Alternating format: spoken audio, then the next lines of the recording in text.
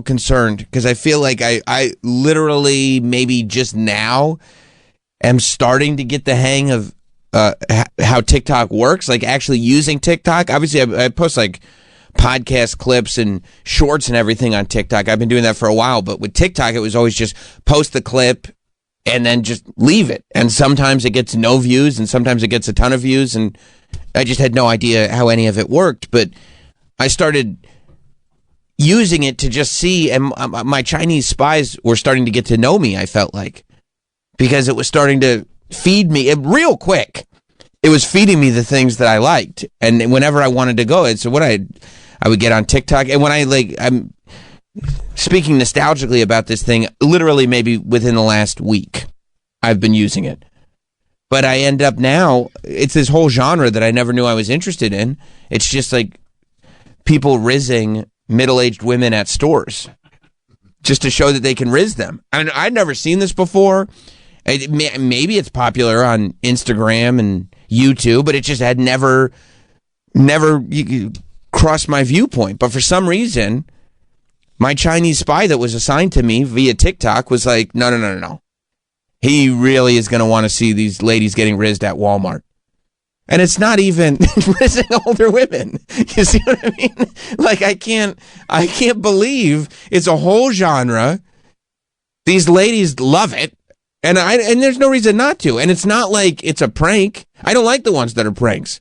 I like the way it's just a young dude holding his camera, videoing, which seems threatening, going up to a woman and going like, hey, I just want to tell you you're very attractive. You know, I saw you looking around and I just want to know if I can get your phone number. And that's it. And they go home. I mean, I'm married. He goes, that's all right.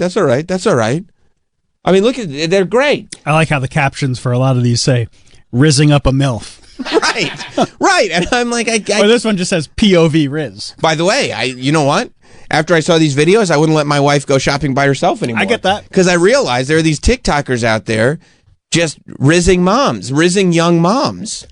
Well, this step porn has been all over the place for like the past 10 years. No, I know, but I didn't know that would lead to the public rizzing. Well, there are consequences. You're right. Masturbation has consequences. It does. And you think that's what it did it. Erections have consequences. That some of these TikTokers were like, how do I play out these fantasies in life? Yeah, because all the porn stars who were in their 20s and 30s, like 15 years ago, are all in their 40s and 50s now. Brandy Love is still going. She's 50. Shout out to Brandy Love, by the way. Yeah. Keeping it real. Although I feel like now because it's getting so popular, like if you're 26, you end up getting shifted into the stepmom category. Yes. You know? But just click on any of them. Sure. Listen to how good these guys are at rizzing. They're incredible. And it's all different users, see? It's a whole genre, dude. And it's a cottage industry. And it's hitting me. Maybe it's been around forever. But it's hitting me just as TikTok might go away. And I don't know where I'm going to get the rizzing moms at TJ Maxx content.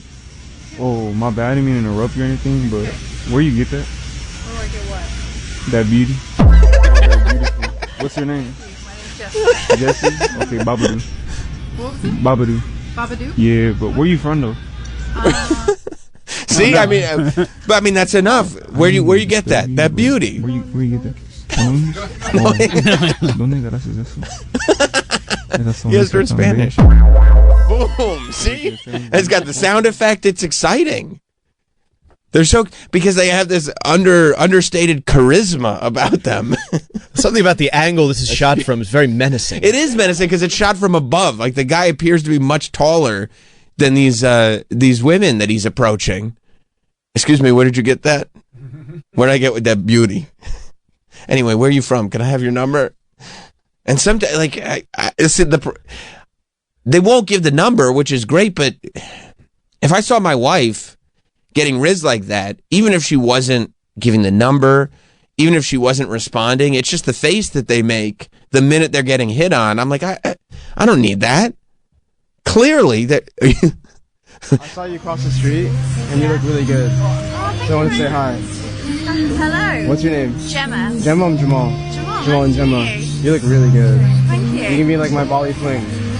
Maybe. How long are you here for? About 3 days. So you've been How here for long 3 are you days and then you Yeah, leave? I've been in Ubud and then I got here So today. your first night here? Yeah. I've been here for 2 weeks so far. Oh, nice. How long are you here for? Like it just goes. I also love that this is how far the pickup artist genre has fallen. That it's just like, no, you just go up to women and riz them. Like there's no sort of like, well, what you do is you make first contact, and then you go and you make them want you, and then you go, no. You just kind of mumble through. Excuse me, I just saw you crossing the street and you look good. Anyway, where are you from? But these guys have like supreme confidence, whereas the guys who were going through those pickup artist boot camps were like these sort of dorky, impish IT guys who were terrified to approach. Right. These guys can't get enough of themselves. That's true. They don't need goggles. When you have that kind of confidence, you don't need to wear ski goggles in public. Like he calls her a cougar baddie. Yeah. That's what the video is called, picking up a cougar baddie. And she is, especially when you realize she's got that accent. Yeah. She is a cougar baddie. Although, I think it's unfair if you're a younger man rizzing her, to then turn around and call her a cougar is completely unfair. A cougar would be if she is approaching you. Like, she's not, just because she's susceptible to your rizzy ways does not make her a cougar necessarily. Well, she's a little flirtatious, so. In response, you mean? Yeah. Oh, so you're picking up vibes? Yeah, absolutely. Yeah. No, Sam, you're right.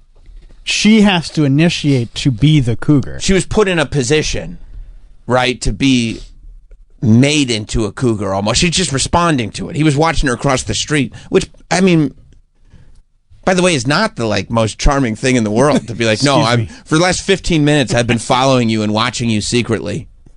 And I just wanted to tell you, where'd you get that? Delivered with confidence, it is. That's right. That's the difference. Confidence makes all the difference. And then there's another, there are guys that just go up and troll, and they just go up to old men in, TJ Maxx. And they go, excuse me, would you shake it for some TJ Maxx bucks? And that's the whole thing. And then the man looks at them confused. And then then a sound comes on. It just goes like, brr, brr, brr, brr, brr. And that's the end of the video.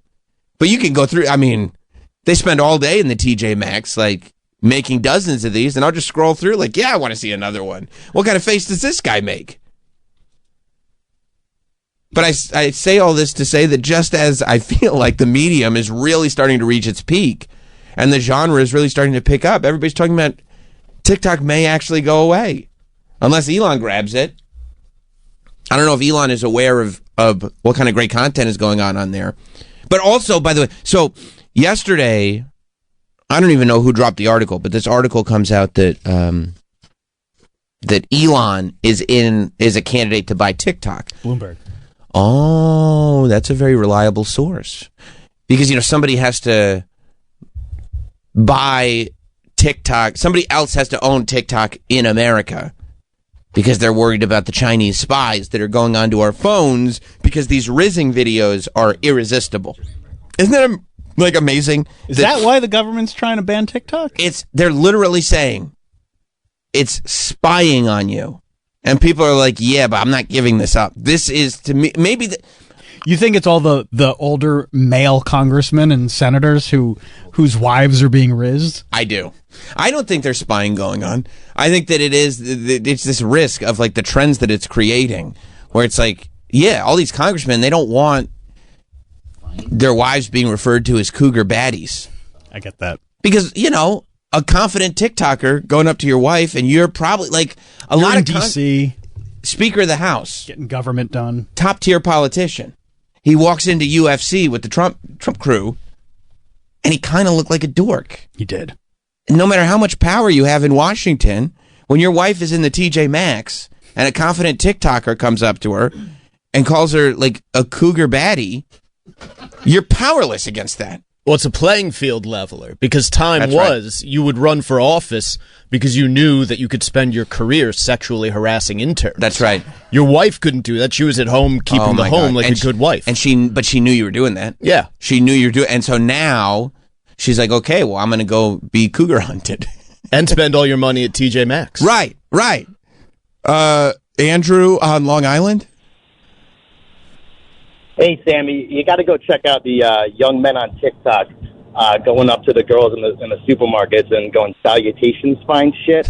That's what they're addressing them as. Yeah, salutations, fine shit. Because, I mean, think about it. Think about it. Thank you very much. A lot of these fine cougars, as they're known on TikTok, were probably very desirable in high school. You know what I mean? And even in college, but those years are behind them. So to get to relive some of those years as being referred to as fine shit in the middle of the supermarket, I mean, that's such a thrill. And they're not expecting it. It's not like they're dolled up going out to an event or something and they're getting hit on. They're just out and about, the normal day. That's the thing. Look at this woman who the guy said that first thumbnail, who that guy said, hey, I was watching you cross the parking lot. I mean, she has not been told anything that flattering in easily 15 years. Look at the way she's looking at him. You just made my decade. Did you find salutations fine shit? Yeah, I think so. Okay. All right. I mean, I don't know. I'm not up on any of this. I'm telling you, it's great. It's great. Right. It's called Salutations Fine Shit. Original. I'm glad you're looking for the original. You don't want any of these That's what I found on Google. These remakes. I was originally searching situations fine shit because that's what was up on the phone screen. I know, it's a situation. No, it's so I was a couple seconds behind in my searching. No, what was on the phone screen was situations you find shit. So I thought this caller was saying hey, check out these videos in situations where people find shit. That's right. That's right. To say salutations find shit versus is complimentary. To go up to somebody and go, you find shit. It's like, what? So this is what I think it is. Okay. And this is... Oh, well, hello, fine shits. Would you guys like to have a YN like me? Yeah. You guys would? Yeah. Hot tour tonight? No? I mean, by the way, this whole genre is destroying social interaction. Salutations, fine shit. I see some fine shits over here. The fact that people, as long as there's a cell phone camera on, can just stare at another human being dead-eyed and just make these embarrassing statements is why people can't communicate anymore. But I mean, this isn't that much different than shit that they were doing on Jackass. No, it's not. Or Tom Green being on crutches and falling down at the CVS. Yeah, it's not that far removed. By the way, Tom Green Pratt falling on crutches at the drugstore is always funny. I mean, peak comedy. Does he have any more? I don't know if he has any more. Well, I mean, it seems like he is on the hunt for. Oh no, he's mainly got cars and stuff. Yeah, let's watch some of the other ones. All right, the other citations fine shits. Let's try this one. Oh, he's gonna try with this kid running around. That's not great.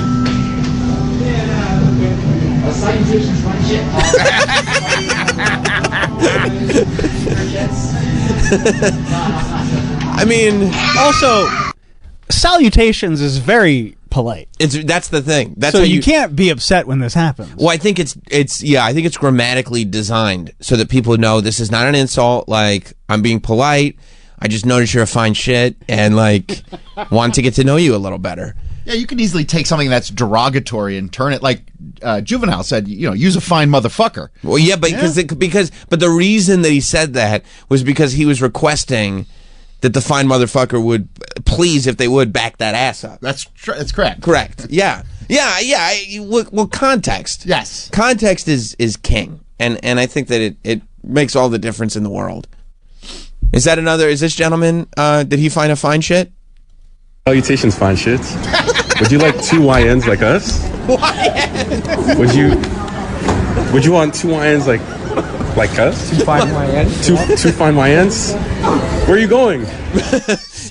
They chose not, and the two fine YNs were a young African American male and a young Caucasian male together, just looking for some fine shits. But he has this smile on his face as he's asking her, like he's so proud of himself for asking. Yeah, that is that thing where, like, you probably, if you're a lady and you get approach that way, at first you worry that you're being made fun of, but then you search for context clues and go like, well, I mean, even if this is kind of a bit, I'm still being referred to as a fine shit. There are a lot worse things you could be than a fine shit, let me tell you that. Yeah. Salutations, fine shit. I said salutations, fine shit. Would you want a fine YN like myself? I have a boyfriend. Oh, really? Oh, shucks. Seriously? Damn. Of course, So the whole thing is based on politeness. Politeness, just Aw, rizzing. shucks. Yeah, aw, shucks. Like, you have to be a gentleman. You have to, and that's great. And I love that the youth of TikTok are, like, gentlemen and ladies. Respectful to women. That's right. I love that this young lady was like, well, I have a boyfriend, but if I didn't, being approached like that, obviously I would throw myself at you. He wasn't aggressive when she said, I have a boyfriend. He said, "Aw, aw, shucks. I'll respect that boundary. Right, he respected the boundary. He wasn't like, but, he's not here. He was No. like, oh, understood. No, I respect that relationship and what comes with that. But, darn. Darn. This is just fun kids being kids, you know? Yeah. Yeah, I'm fine with this. Yeah. And so you see, like, hang on, can I show you one more? I mean, I would love to see it. I could watch. This is from the same kid who. I mean, you got to understand. who This we've is what I already spend my days doing all day. This is why the Chinese are like, we got one. All day I'm watching these. Citation. Greetings and citations, fine shits. Would you like a YN like me? Oh, I'm good. You're good? You good? Yeah. You're good? Oh, okay. No, we're good. Oh, you're good? Salutations. Salutations, fine shits. I love it. Yeah, me too. Yeah. I'm a fan. Yeah, and honestly, like, for the longest, I was like, well, I mean, if TikTok is really this bad, they got to get rid of TikTok. But ever since they got me, and maybe it's part of the plan, they figured out what would get me, and this is it. 100% of the time, like, not only am I getting lost in these loops, but there's zero part of me that wants TikTok to go away. Because I want to be able to watch this fun, great content. And also just know, God forbid my family were to fall apart, I need to know how to pick up chicks in the modern age. I need to know how to salutations fine shit somebody. Or riz a cougar baddie. I do need to know how to riz a cougar bat, because let's be honest, I'm a man of a certain age at this point. I can't be, I'm in a different age bracket, so I need to go for the cougar baddies. Right. And I need to see what they react to. Dan in Iowa City?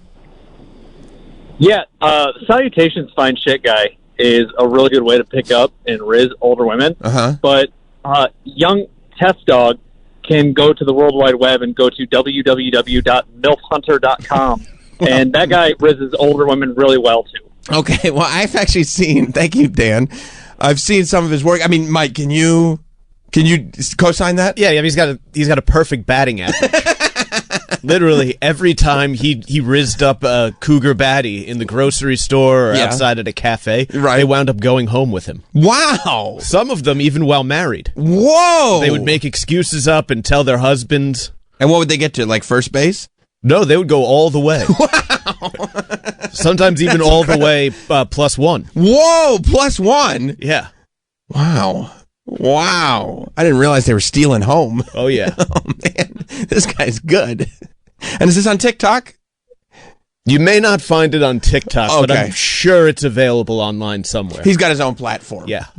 Yeah, so, I mean, I think people need to realize when you hear all these news stories about the reality that, what do we have, 5 days before we have to figure out what's going to happen with TikTok?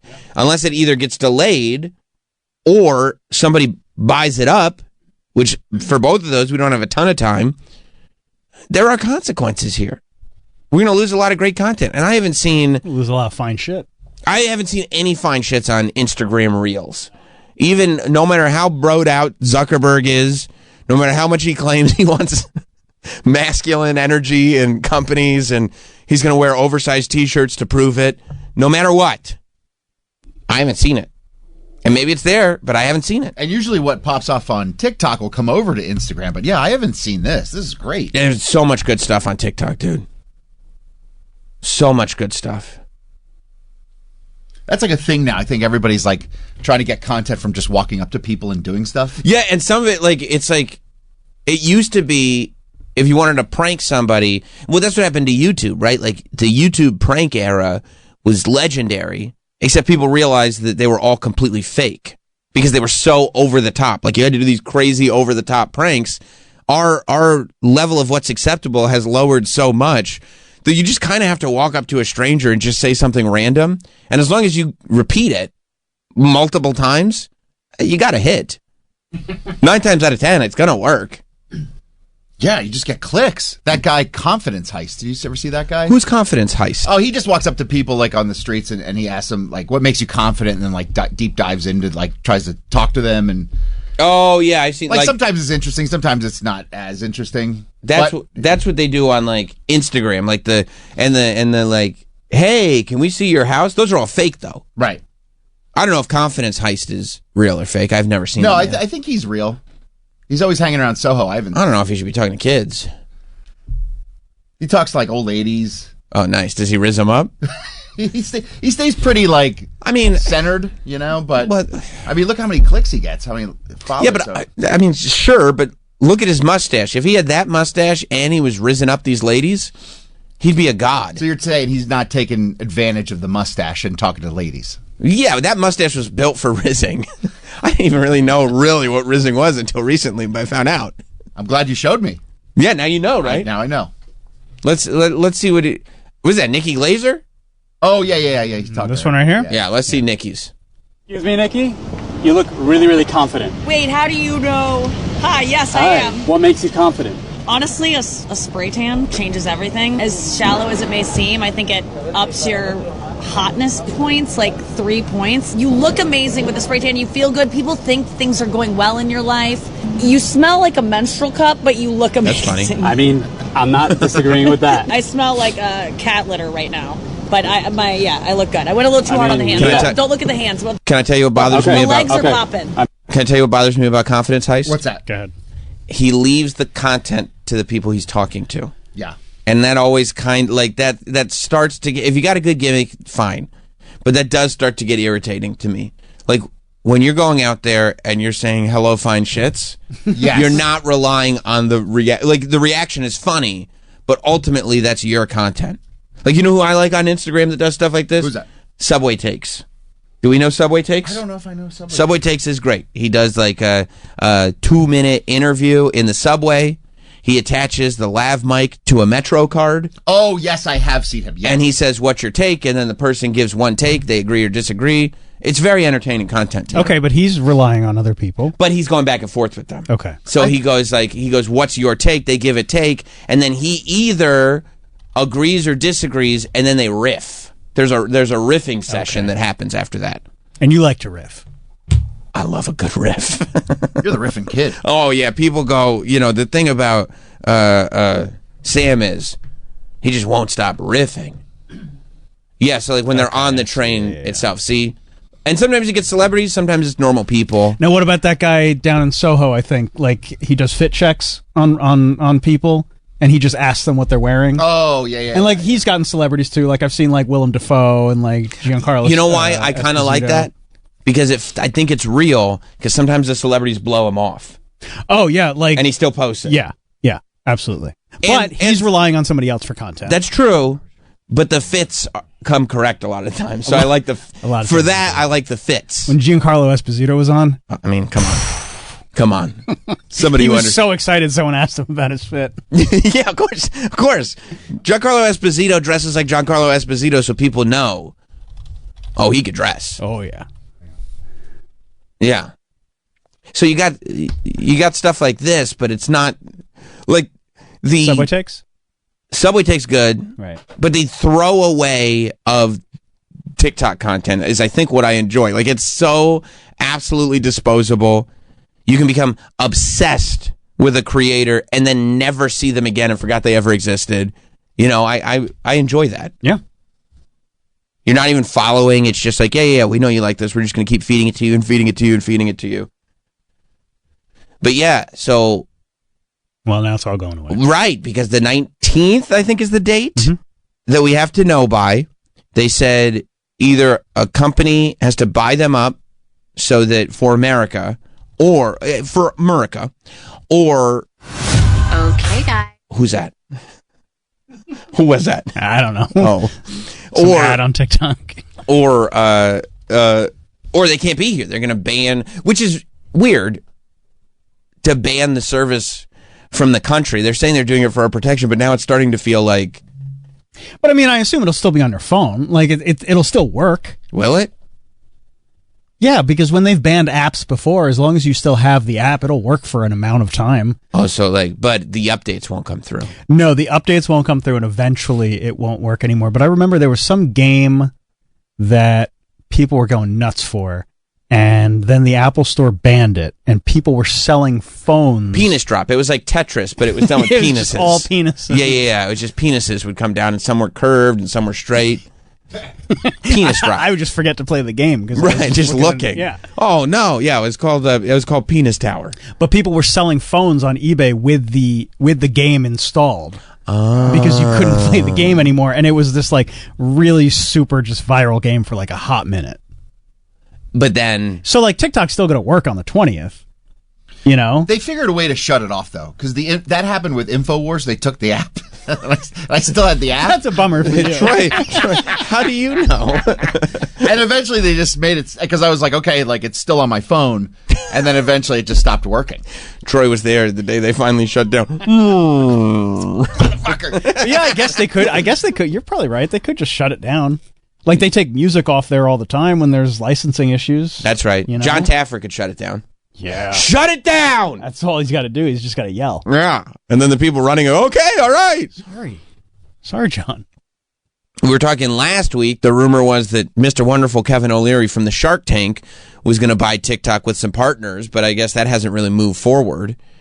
And then yesterday, this article came out that said Elon might buy TikTok, which, yeah, on paper could make sense if you could kind of work it into Twitter infrastructure somehow, the same way like Zuckerberg, worked Instagram and Facebook together. And I think that's what the plan would be, like that X would acquire TikTok.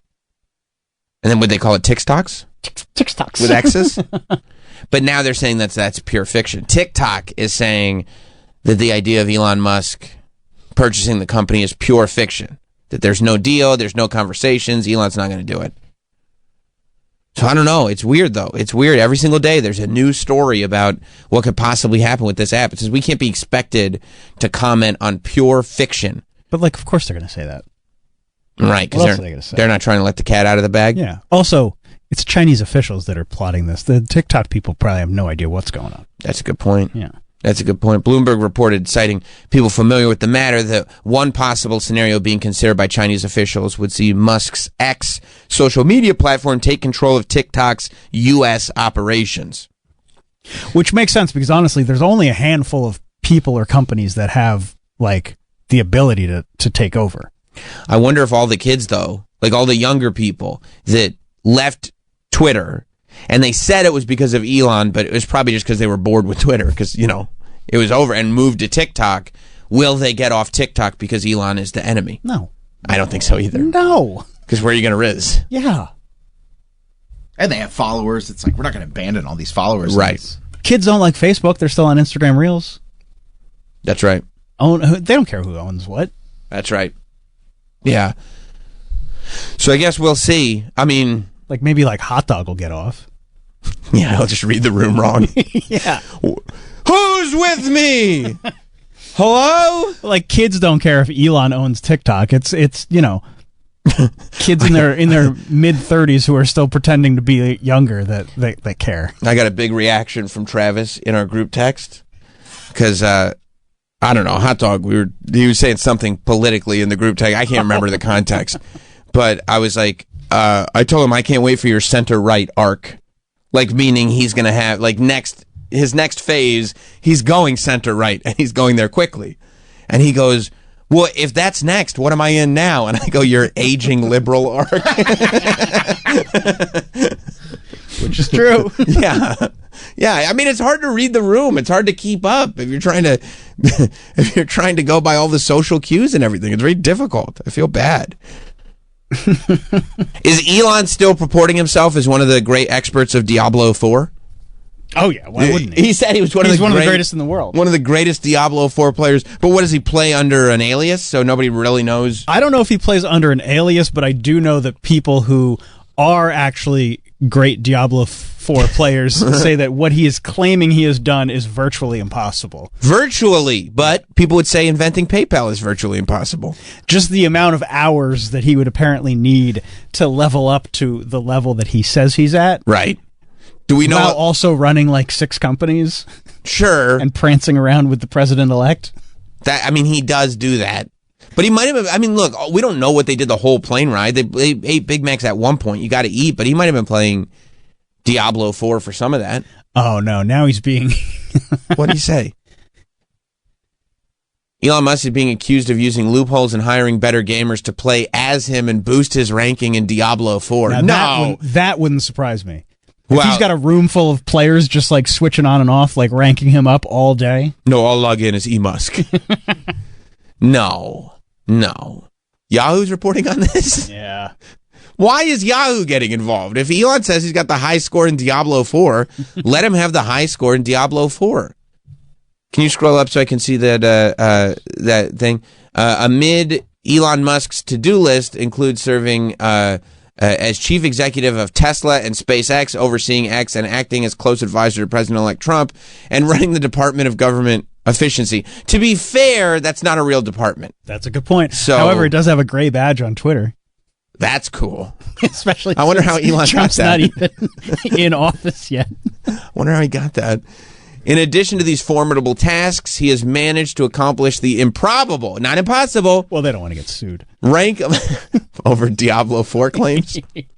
Rank among the top players of the popular dungeon-crawling video games Diablo 4 and Path of Exile 2. Oh, he's also top tier in Path of Exile 2. I guess. I'd heard about the Diablo 4 rumors. However, Musk is lacking bona fides. Oh, no. Nope. Among... bona fides. No, bona fides. Socrates. Among some gamers who believe the ubiquitous tech titan couldn't have achieved this feat on his own. Some think he hired a more skilled player to level up his character in Path of Exile 2. Yeah, you know who those some are? Haters. You think they're hating? Haters will always say things like that. I don't think that's true. An action role-playing game released in whatever. Others allege he turned to loopholes to best parts of Diablo 4, a similar game released in June 2023. Why can't they just accept that Elon Musk is probably very good when he runs his company? He probably assigns other people to the tasks at hand, and then he goes and plays Diablo 4. He's super good at it. In a Tuesday evening Path of Exile 2 stream, Musk appeared to try to enter game portals he doesn't have access to and passed by valuable in-game items without collecting them, denoting rookie gameplay. Oh, because he didn't know how valuable they were. Right. Oh. The faux pas convinced Twitch streamer, not Quinn69. That's a bummer. To allege Musk didn't understand basic gaming conventions and was boosting his character by hiring a better player to grind through the game for him by completing tedious, time-consuming tasks. I mean, it's great. He literally has no idea what he's doing. I believe Who said that? Quinn69. Oh? I believe that 100%. And Quinn69 has more than 892,000 Twitch followers. He said this is straight up account sharing.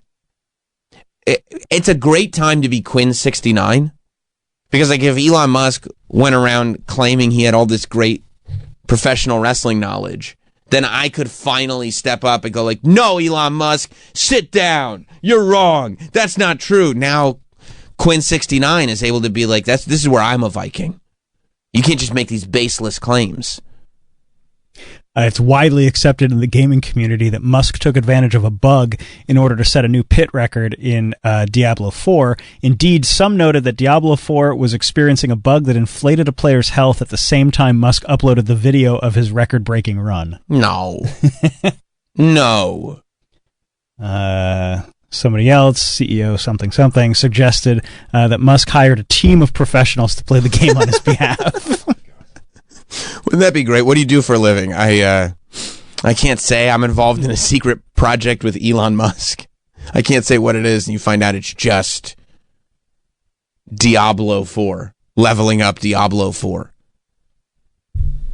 Yeah, like from what I've read, the amount of time that he would have had to spend like grinding out these missions from when the update launched would have almost meant all day, every day for weeks. Because he completed it so quickly. Not if you're very, very good. But that's money. why money would- can't buy happiness. And happiness is like just the rank level. His happiness is people thinking he's cool. Okay, he is the same person that was like, you know what would make verified checks better if you could just buy them. Like not realizing all the status. The only reason people loved verified checks was because there was a status to them. Once you can buy them for $7 a month, there's no status to them. Nobody cares. So nobody cares anymore. Except it didn't occur to him. Now it's just all the same guy posting a selfie in his truck. Right. I don't know. He's verified. I'm getting notifications. It must be important. I got to turn those off. But yeah, I guess by the same thinking, he'd go, well, I got to be the best Diablo 4 player. As long as it says it on paper somewhere. People will think I'm cool. People will think I'm the man. The Diablo 4 community. I wonder why it was that game. Just because, I mean, obviously it's very popular. It's but super popular, yeah. Like, it's not, for me, I don't know much about it. I don't like role-playing games that much. Like, they're so tedious. Wow. Yeah, they're so time-consuming. Yeah. I don't have that type of time. No, I couldn't even play Red Dead Redemption. And that's, yeah. And that's a great game, but it's like, hey. Takes hours. And yeah. Why don't you go fishing forever? And I'm like, fishing? I'm not doing that. I gotta ride my horse all the way to this town. It's gonna take me 20 minutes. Can I just go to the town and cause mischief, please? I'm not gonna get very far in this game, but there will be a lot of mischief. But he just wants people to think he's cool. He really does. That's why he bought X. Yeah. That's why he's best buds with Trump. Because Trump thinks he's cool. So he's like, you are obviously the man. But Trump's got a new best bud. Who's that? Obama. That's true. Do you see him at the Jimmy Carter funeral? I did. Oh, yeah. They were chopping it up. And I mean, I thought when I saw this clip, and there's no audio, it's just like the funeral music behind them. But obviously they have, I mean, look at Melania. She's like, what did I come here for? My husband's not even talking to me. His back's to her. Right. It's like when your wife gets mad at you because you're just talking to one of your boys the entire time. Bush is sitting there like, nobody's talking to me. Kamala Harris thought she was hot shit because she got, what's up, hot shit? What's up? Why they put her hey, in fine front? shit? Because she's the sitting vice president. Salutations, you fine shit. You just push her husband aside. Salutations, you fine shit. I couldn't help but notice you look great in black. He's such a turd. You could Riz right in front of her. You think so? Oh, yeah. He'd probably like it. In front of that dude? Why Yeah. do you think he'd like it? Doug Emhoff does look like a cuck. Oh my God. You guys are getting carried away. This is outrageous. There's a chair in the corner of that bedroom. Oh, that's my chair? And there's something about her now that she's going to be out of office and she's not going to be president. There's something that just makes her more attractive. You're into her now. I don't know. I've just been looking at her lately. I'm like, she's kind of a fine shit. You might salutations her. If I saw her in a supermarket, yeah, I'd pull out my phone and give her salutations, you fine shit. Yeah, make a video of hitting on her. Wow, you have a thing for Kamala Harris. I've noticed myself being lately more attracted to her. Look, I mean, you can't. When those things creep in.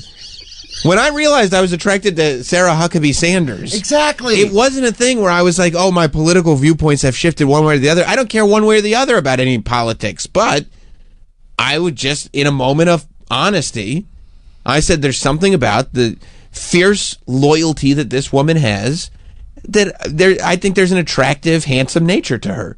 And by the way, she's a sturdy woman. She's a sturdy woman. Yes, she is. Both emotionally and physically. I meant physically. Okay, well. Like, you can't knock her down. No, and I would want that. Yeah. You know what I mean? Like, I would. That's like going cow tipping.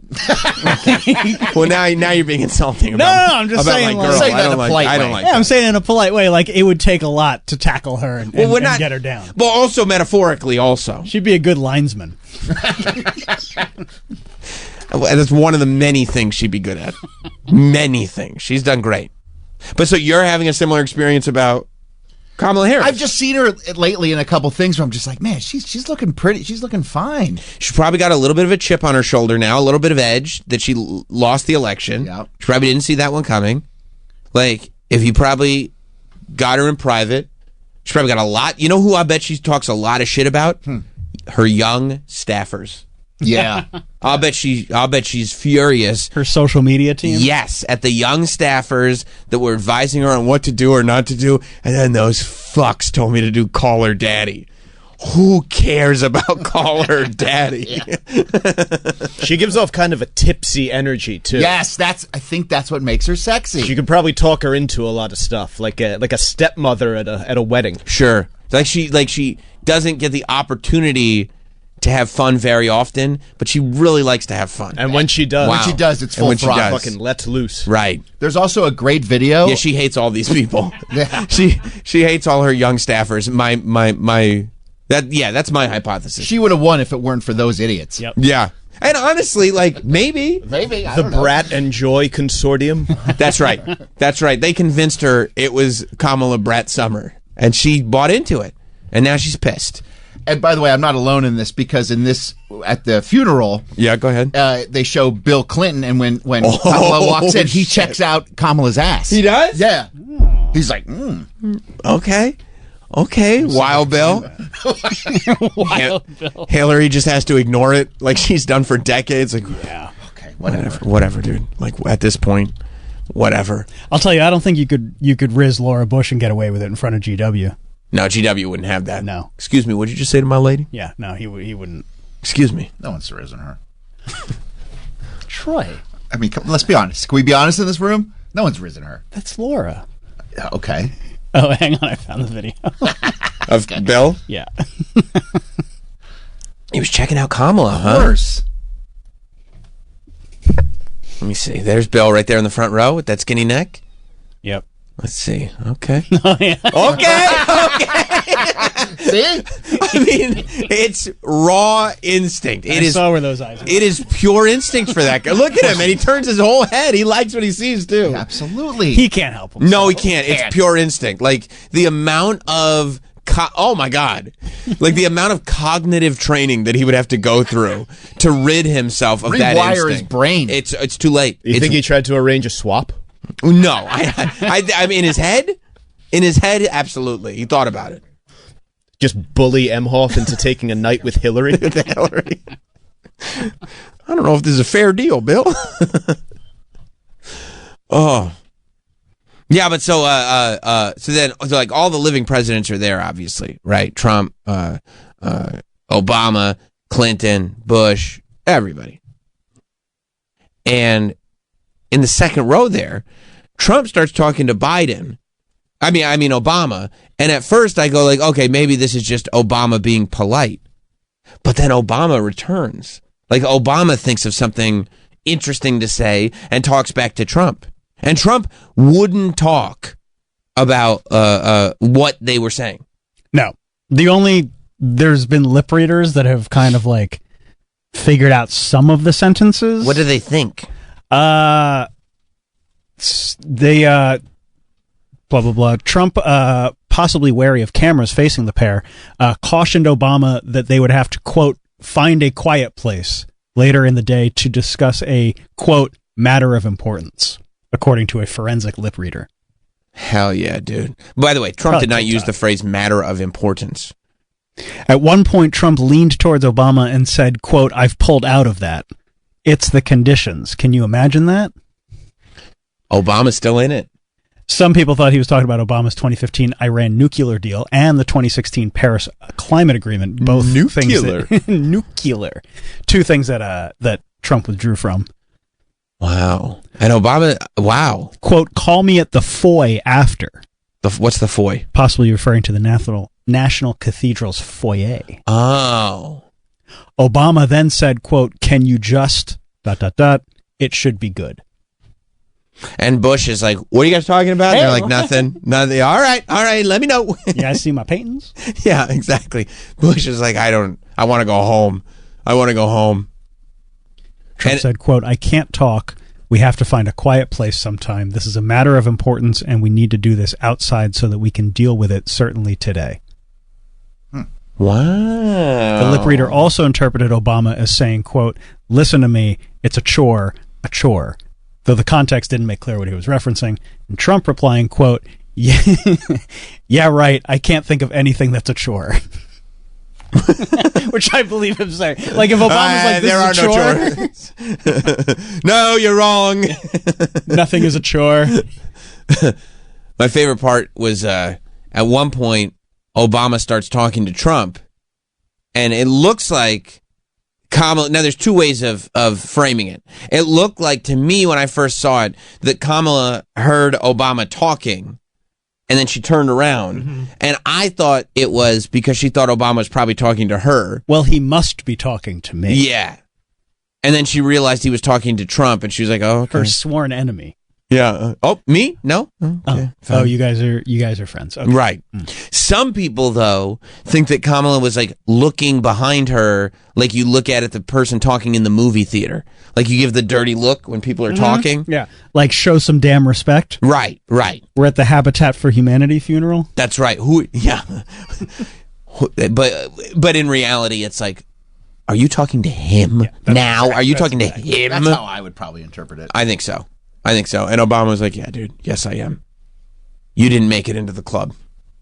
Close. You were close. But the only reason you were close is because we propped you up. And he didn't want her anyway. I didn't even want to prop you up, but I did it. Yeah, that's the row of two-term presidents. Mm-hmm. Yeah, you're right. I guess, except for Biden, all the living presidents are and two-term. Biden wasn't there, was he? Yeah, he was there. Oh, yeah. Where was he? He was in the box in the front of the room. I don't know where he was when this was going on, but I saw photos of him like speaking. Yeah, that's wild. I never even realized that Biden's going to be the only living one-term president. Mm-hmm. Not for long. Why? Oh, let me go to Dr. X in Mexico City. What's up, Dr. X? You understand that Norton has left the building, but has left his stink all over the studio. Dude, you guys are getting lathered up. You're right. Talking about a fucking chair in the corner. I mean, I'm sitting here thinking about Kamala in ways I've never thought of her before. It was, gentlemen. I think we were visited by the ghost of Christmas past. If Jimmy was in the studio right now, he'd be pinching a nipple. You understand that, right? No, you're right. We would be in this space where it's like, okay, we've lost him for the morning. He's gone for the rest of the show. Thanks, boys. All right, bud. I'll talk to you later. We do have good news coming from Trump. He's gonna take care of a lot. You know, he loves making his first day promises. I'll probably do that on day one. He's got a busy first day. It's going to be packed. Is the first day? Is that inauguration day? Yeah, he's saying day after on a lot of stuff. He said, "Let me just get situated." I think he wants to get over the hump of like, okay, he's in. So he needs a day. Because think about it. All morning he's going to be at the inauguration. In the evening he's got to go to that silly ball. Yep. So, like, he's really only got the afternoon to get anything done. So he's more thinking the Wednesday is when he'll do everything. But I think, what's his name? Tom Homan? Who's that? He's the guy that's going to be deporting everybody. Okay. I think just him? I think soon as he lifts his hand off the Bible, I think he starts. Okay, because he doesn't have all the responsibilities. Right. I see. He's not invited to the ball? Well, he's going to be very busy. Because they've been asking him, when do you start? He goes, day one. Day one. So you have to start. It'll probably happen sometime in the afternoon. Yeah. So. He won't even be up the stairs at that inauguration thing. We'll be ready to go. No, Trump, he has promised that we will actually get an answer on the drones. You know, it felt like we were just done talking about the drones entirely. But Trump has promised that we are going to get an answer on the drones. This is somebody had the balls to bring up drones. The vibe was just don't even talk about it anymore. It was all airplanes. Don't worry about it. But somebody brought it up to Trump. This is what he said. A story that kind of disappeared very suddenly. Do you have any idea whatever happened to the drones? What happened to drones? Well, you said that you knew you thought the government knew what was happening with these drones over New Jersey. There were some by Bedminster. I don't know. They're over Bedminster a lot, so I can imagine. I'm going to give you a report on drones about one day into the administration, because I think it's ridiculous that they're not telling you about what's going on with the drones. And it's not only with me. Glenn was telling me today that in Virginia they have drones all over the place too, and nobody's reporting it. I don't know why they're not. Do you want to say something about that? Just one quick comment, which is we are home to the largest naval base in the world in Quantico, and I like that. You can. I like that Trump goes like, "You got drones? Why don't you explain them now?" Talk about that now. So we're thinking a week from tomorrow we get the answer to the drones. Yeah, that would be the second day. Yeah, that's the Wednesday, a week from tomorrow. So okay, so we're gonna get an answer on the drones. My gut is that we will probably not get an answer about the drones. I believe that it won't even be discussed. A lot of people want to know. Yeah. I think he says something. He has to. Does he? I mean, no, he doesn't have to do anything, but I mean, a lot of people want to know what the hell's going on. They're going to keep asking him about it until he says something. Does he have a glass of Coca-Cola with him for this press conference? That looks like a Diet Coke, yeah. I'm sure he has. He loves that. That's awesome. That's awesome. That's very well. It looks like they're at a dinner. I see in front of this guy that's speaking, he's got a piece of pie. That's true. It looks like he's actually got two desserts in front of him. That's true. I just love the idea of the president having a soda in front of him. Why wouldn't you? I mean, I would. If I were the president. Yeah. What do you think he washes his McDonald's down with? Diet Coke. Exactly. And where can you get a better Diet Coke than McDonald's? That's it. That's the holy grail of Coca-Cola. 100%. Dwayne in New Jersey. What's up, Dwayne? Hey, good morning, guys. How's it going? Did you guys see that post? I saw a picture of Kamala posted of everyone standing up at the funeral, like in the first and second row, and she posted a picture and cropped out Donald Trump. No. Yeah. Why'd she do that? Yeah. Well, that's a little petty, no? I mean, no. Yeah, I think it's very petty, but maybe it was funny. for spacing. Because it was a kind of a tight photo. Yeah, she wanted to be centered. Is that me on the far left of this photo? Yep. In the front row there? Looks like me. Oh, yeah, she cropped him out. Oh, yeah. Oh, yeah, we're looking at it right now. She posted it on her Instagram, and he's cropped out. Yeah, there's the president. There's a lot of space to the left of Biden. You could have slid that photo over. Yeah, no, yeah. It's not even like, and she's not centered. She's to the right. Yeah. We actually needed more room on the right to have it centered. She specifically cropped out Trump. I mean, I'm not surprised she lost to him. Oh, it's so petty, though. But that's what makes her sexy. That's very petty. Very petty. Thank you, Dwayne. And I mean, if there's one thing Trump is not, it's petty. Okay. Exactly. I mean, he said some really nasty things about her. Yes, he did. So about literally everyone in those first two rows. Yeah. Bro, and the row behind him. Yeah. Bro, Pence is behind him. He started the birther movement. Yeah. And he's just yapping it up with Obama. He destroyed Bush's entire family. Yeah, he blamed him for 9/11 at a debate. Shit all over Biden, shit all over Kamala. Hillary. Hillary. I mean, the things Bill's killed people. The things he said about Hillary is insane. There's no one in those first two rows that he hasn't just been completely ruthless towards. That's true. It's just a nightmare for them that he's there. Right, and then he's going like, it's all in good fun, right? And what are they going to say? Yeah, I guess so. Yeah, I guess. I mean, it didn't feel like good fun when you were saying it, but yeah, okay, fine. It's all in good fun. I guess that's why Obama has to lean in and just be like, okay, respect. I mean, like he's such a pro. Yeah. He's a pro. And George probably likes it that he took Jeb down one. I think so, because the idea of the Bushes, you're right, was that George kind of was just sitting there until Jeb got his turn. Yeah. Like George was never looked at as the top Bush son. Jeb was supposed to get his turn after he was the governor of Florida. He was like, okay, we'll make sure you get this election in Florida, and then I'll get in there, right? And I think George likes that he's the only one that got to be the president. Yeah, absolutely. That means he's the best one. Because he was just hanging out in the Stonecutters watching baseball. Right. Like, he didn't care about being the president. Now he's painting. No. He's a war criminal, but he's also painting. More painting. Let's focus on the now, painting. yes, in the present, absolutely. And let's stay present. He's going to have a very nice, not revised history, but what's the word I'm looking for? history will be kinder to him. I think so. Yeah. He had a lot on his plate. Plus, I mean, he's got an evergreen meme. Which one? Being told about 9/11. Being told about 9/11. He's got 3. I count 3 evergreen memes.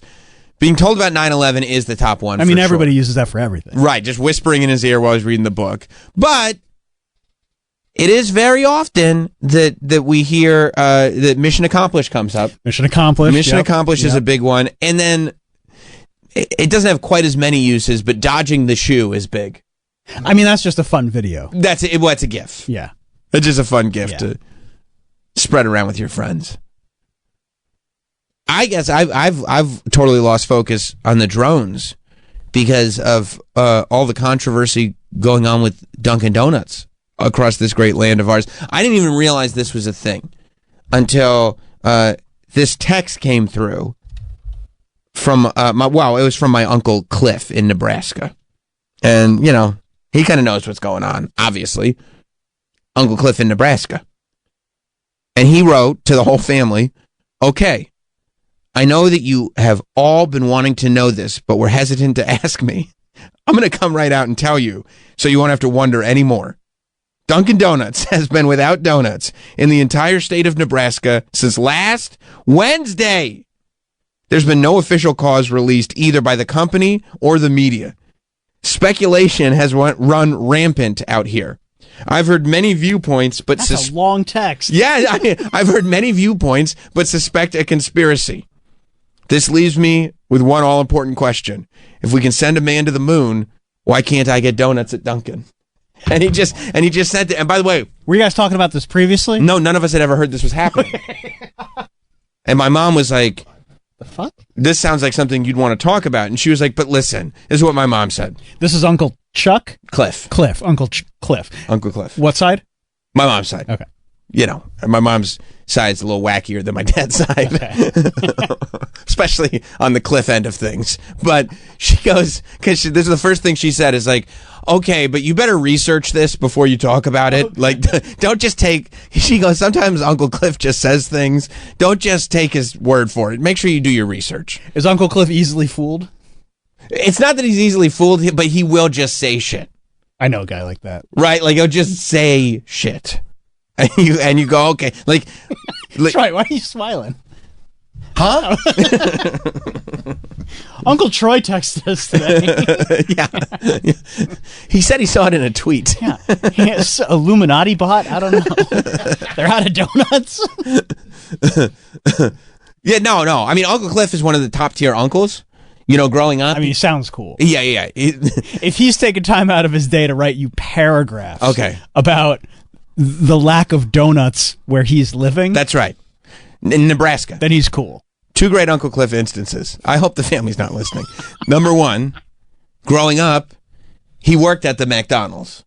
And so what he would do is he would lift all the Happy Meal toys. Nice. And then on birthdays, when I was real little, I would get a whole big box of Happy Meal toys. That's awesome. And it was like everything, right? So that was great.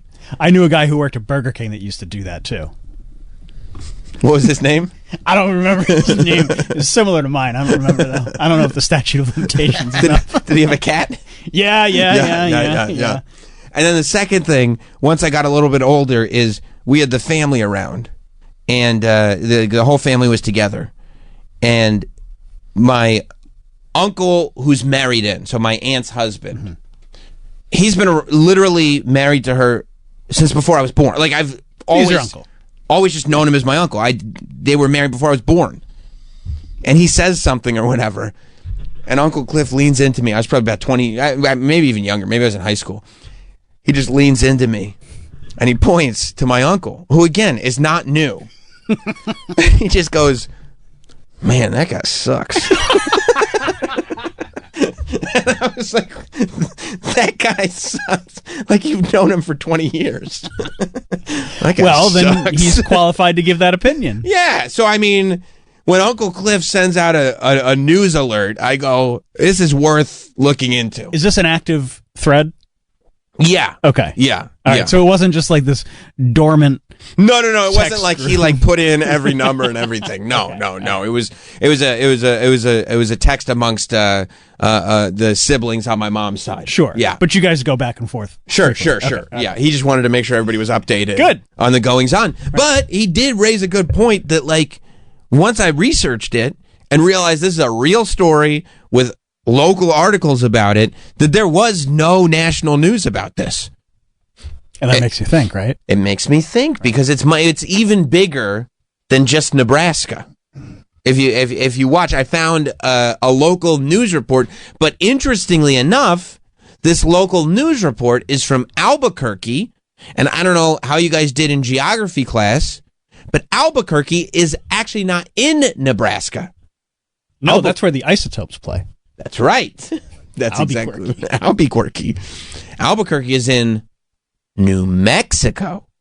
So this is the report on the Dunkin' Donuts shortage as first reported by Uncle Cliff. By the way, can I make an observation here? Yeah. I don't like the way they spell donuts in the title of the video. Let's see. All the way to the top. I mean, that's not how you spell DOUGHNUTS. That's not. No. When we're talking about American Donuts, DONUTS. Although that was the joke that Nate Bargatze made in the second George Washington skit on SNL. Oh yeah, you're right. Some words you'll be able to spell two different ways, that's like donut. Well, if you've walked into a Dunkin' store and noticed they don't have any donuts on the shelves, Albuquerque isn't the only place experiencing the shortage. What? Stores across Nebraska, New Mexico, and other states are all facing a shortage of donuts over the last week. Many employees in Albuquerque told the Associated Press they blame the shortage on a supply chain issue, with some saying some delivery trucks arrived without the cargo. Around 4% of Dunkin's 9,500 stores are estimated to be impacted by the shortage. They said it had to do with the short supply chain, or at their main plant they didn't have enough, but they weren't allowed to disclose any other information with me. Now employees are hoping.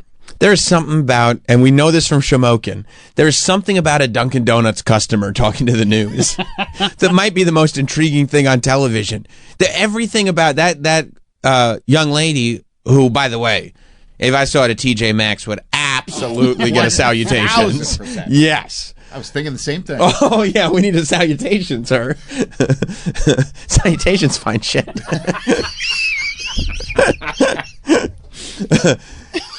She's a Nebraska native. She's from Omaha, where this is affecting people.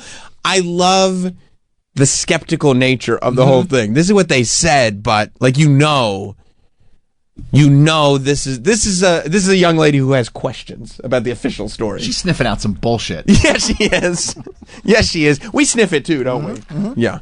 They said it had to do with the short supply chain, or at their main plant they didn't have enough, but they weren't allowed to disclose any other information with me. If you know what I mean. If you're picking up what I'm putting down. Now, I don't know what the supply chain issue would even possibly be. Like, okay, what do you? She said the main plant, like there's a Dunkin' Donuts donut factory. So wait till you hear this. Okay, I went further in my research. Hit me. I found out how they make the donuts. Yeah, in the oven. It's more than that. It's much more than that. Wait till you hear this, because I had always known that there was a time to make the donuts. I remember from the documentation that was released via commercials years ago. But I watched a TikTok, again, this valuable resource. I watched a TikTok that explained the 3 ways that the Dunkin' Donuts franchisees get their donuts. They said, 1, and it's by far the best way. And now that I know the 3 ways, I can 100% tell all the Dunkin' Donuts in my neighborhood how they do, like which ones are doing which way. Mm-hmm. The best way, the first way, is that there is a kitchen in the Dunkin' Donuts that you go in. Those are by far the best. The best. The Dunkin' best. Donuts in the 50th Street subway that used to exist, it does not exist anymore. Had its own kitchen. And that was the best. And by the way, if you're Dunkin' Donuts that has your own kitchen, you probably take things seriously. You probably have the cold brew on tap. Like, this is a place where I'm getting a meal. I'm going to dine in. I'm going to sit down. It's Those gonna be are a the whole best thing. Dunkins. Yes. But they're few and far between. Exactly. They're not a lot. Exactly. The second way, which I had no idea, is that if there's a lot of Dunkins in the area, then all those franchisees will come together and they will share one kitchen. So there will be one kitchen that every day makes donuts, and they give it to all the franchisees in the surrounding area. And all the franchisees kind of split the cost on the kitchen. Yes. Right? So if you don't want to... And then the third way is that there is like a frozen... They get them frozen, and then they heat them up. And I know now, those are the ones where you go, I'm sure, where you go and you go into the Dunkin' and like... The glazed is like kind of drippy. Yeah. You know what I mean? And you can just look at it. It's like, it's almost saturated. It's not. I think the one downstairs is like that. The one in the Rockefeller subway system. Yeah. Because they'll get like their delivery in the morning and like that's it. Like here's your warmed up donuts. You think it's the frozen ones? I do. Yeah. You don't think it's the shared kitchen? No. Yeah. Yeah. I mean, everything about that one is like it's ghetto. Yeah. Their cold brew is in like a pitcher. Yeah. Yeah. Ugh. Yeah. That's the worst. That's the worst. But that all leads me to believe, like, if there's 3 different ways to do it, then how can there be a statewide shortage? Like, what part of the supply chain is not coming through? The multi-states. Multi-states. New Mexico, Nebraska. What the hell is going on? By my math, there's over 400 Dunkin' Donutses that don't have donuts right now. What? How'd you get that figure? 4% of 9,400. You did that? Yeah. My calculator app did it. That's crazy. iPhone, baby. You got a scientific calculator? No, I got Apple Intelligence. Oh, wow. Wow. Yeah, so that's what they said? 4% of Dunkin' Donuts have no donuts? Yeah. It's not good. It's bad, man. I mean, look. Luckily, there's a lot of great options. You get a bacon, egg, and cheese croissant. You get a snack wrap. You get, obviously. Powerade. You get a Powerade if you're dehydrated, if you want to meet with your lawyer, but... Is there a problem with Munchkins? Probably should ask Uncle Cliff. Yeah. Hit him back. What time does Uncle Cliff usually wake up? I don't know. Probably not that early. Yeah. I gotta find out. Do they have Munchkins? I'm gonna probably guess no. It's nothing. Yeah, but it's a supply chain issue. You think it would have to be the dough itself? I mean, what? It's very strange. Very strange. And the fact that it's been days and no donuts? I don't like this. This feels like a Trump day one problem. Like, we got to get to the bottom of this. Come on. Because we're not being told something. And I mean, and that's the ultimate irony. I can't imagine living in one of these states because I'll tell you right now, I have, and I know to Hard Rock Johnny this is no big deal, but to me it's a pretty big deal. I have 45,540 Dunkin' Donuts points. Jesus. And the thermometer that tells you how many reward points you have, it ends at 900. I have 45,000. Yeah, I know. I get to 900 and I'm like, oh, time to cash out and get a cold brew. Oh, yeah. No, it tells me, you can use some of your points for rewards. I go, yeah, thanks. Yeah, I know. I know that. I could honestly probably open my own franchise at this point. I also got a lot of badges. I just noticed. I'm a regular runner. Yeah, so I mean, but imagine you have 45,540 Dunkin' Donuts points, and there's no donuts. Or you order in advance on the app, which you'd have to be a maniac not to do that. And you get there and you order a donut and a coffee, and you just show up, and they're like, "We have no donuts whatsoever." I go, what? Can I interest you in a muffin? Of course you cannot. Muffin? Ugh. Hey, how would you like a plain bagel? A bagel from Dutton? Come on. How about an apple fritter? No, I don't want an apple fritter. I want a donut. And then I saw... I have to go to Turkey Hill. Well, somebody posted that. I posted the thing on Instagram last night, explaining my concern. And I don't have his name, but somebody posted, I've been going to Turkey Hill for my donuts. Oh. And I said, I don't really like Turkey Hill. Yeah, and this person, what's her name? eStone007, she said from an Omaha Dunkin' location, stores received shipments from suppliers that were not up to standard. Not up to standard? I don't know what that means. It's a donut. And then Evil Lareal 584 said, we need Mel Gibson's take on all this. People think there's donuts in there. No, there's no donuts. There's no donuts. No. And you wonder, what are they hiding from? What are they hiding the donuts from? I don't know. I mean, is it a depopulation agenda? Yeah. Yes, it is. Yeah, I think so. Yeah, yes. Yeah, I mean, let's go to Ray in Georgia. What's up, Ray? Hey, first time caller, long time listener. Someone needs to check on Edna and Shamokin. I'm sure she's heartbroken right now. She doesn't have her donuts. Well, I don't know. Maybe Shamokin feels like the big winners of it all, realizing how blessed they really are. Not everybody gets to have donuts in their Dunkin' Donuts. Thank you, Ray. I mean, you're 100% right. But I mean, imagine, I don't know, all they got in there is that cold coffee. What do they call that? Iced coffee, I guess. Is this the description of Turkey Hill, or is this Edna? It's everybody. Okay. This is Shamokin, where the maybe Dunkin' a Turkey Hill plentiful. or something where I don't like their.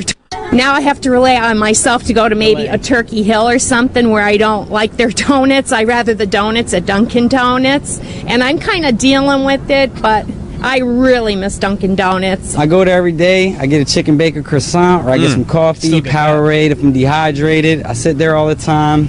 And if I have any legal work that I need to do, I go there. I meet with my attorneys there. I'm gonna miss that place if it don't open up. Yep. Yeah, a lot of my friends go in there, get the cold coffee, iced coffee, I guess it's called. Hell of a guess. Just great people. I also love the idea of going into a Dunkin' Donuts and going like, well, I think I'll have the chicken. I made the mistake of trying that one time. You had a chicken bacon croissant? I was in an airport. And you heard you remember the guy on the news talking about it, and it sounds so good. When he says, if I'm dehydrated, I like to get a Powerade, a chicken bacon croissant, meet with my lawyer, you're like, that sounds like a gentleman. I don't even know if I heard that yet. I was just at an airport, and I was like, I'll try it. It's new. It was garbage. And it was airport Dunkin', which is not. So the bottom of the bottom. I remember they used to have tuna and chicken salad. Like they were trying to go more in the Subway direction? Yeah. And no. I mean, even their bacon, egg, and cheese sucks. No. Yes, it does. The bacon is garbage. It's awful. I'll definitely sit down and have a nice bacon. Here's what they do great. It's half the size of the croissant. Here's what they do great. Yeah. Bacon, egg, and cheese croissant. They don't do that great. They don't. It's fantastic. You live in New York. You can go to a bodega and get the best one. Some go to a bagel store for bacon, egg, and cheese, but there are plenty of times where I go, you know what? We're doing Dunkin' today. That's just what I'm in the mood for. You know what else is great? They're loaded hash browns. I had those. They're great. Okay. Yeah, they're fine. They got some queso on there and some bacon. It's a small portion. Skimpy. Real skimpy. Yeah. Well, it's not. It's very inexpensive too. I could have used, twice the amount. Well, you know what you could do? Buy two? Yeah. I'm not buying that two. $4 each. You got two for twice the price. Forget a sandwich. Starbucks is the better way to go. Oh, 100%. That's horrible. I would never do that. Dunkin's, the donuts are mediocre. They're fine. Get the fuck out of here. I don't even want to hear from you anymore. They're fine. Not for the rest of the day. It's insane. It's insane. You're just saying things now. You're going into your controversial Troy space. You think he's trying to be a shock jock? He's trying to be a shock jock. He's like, I got to make my bones on the new show. I'm going to say shocking things and really get everybody riled up. I don't want to hear any of that. One day he's saying, I got to be more positive. The next day he's saying insane things about Dunkin' Donuts.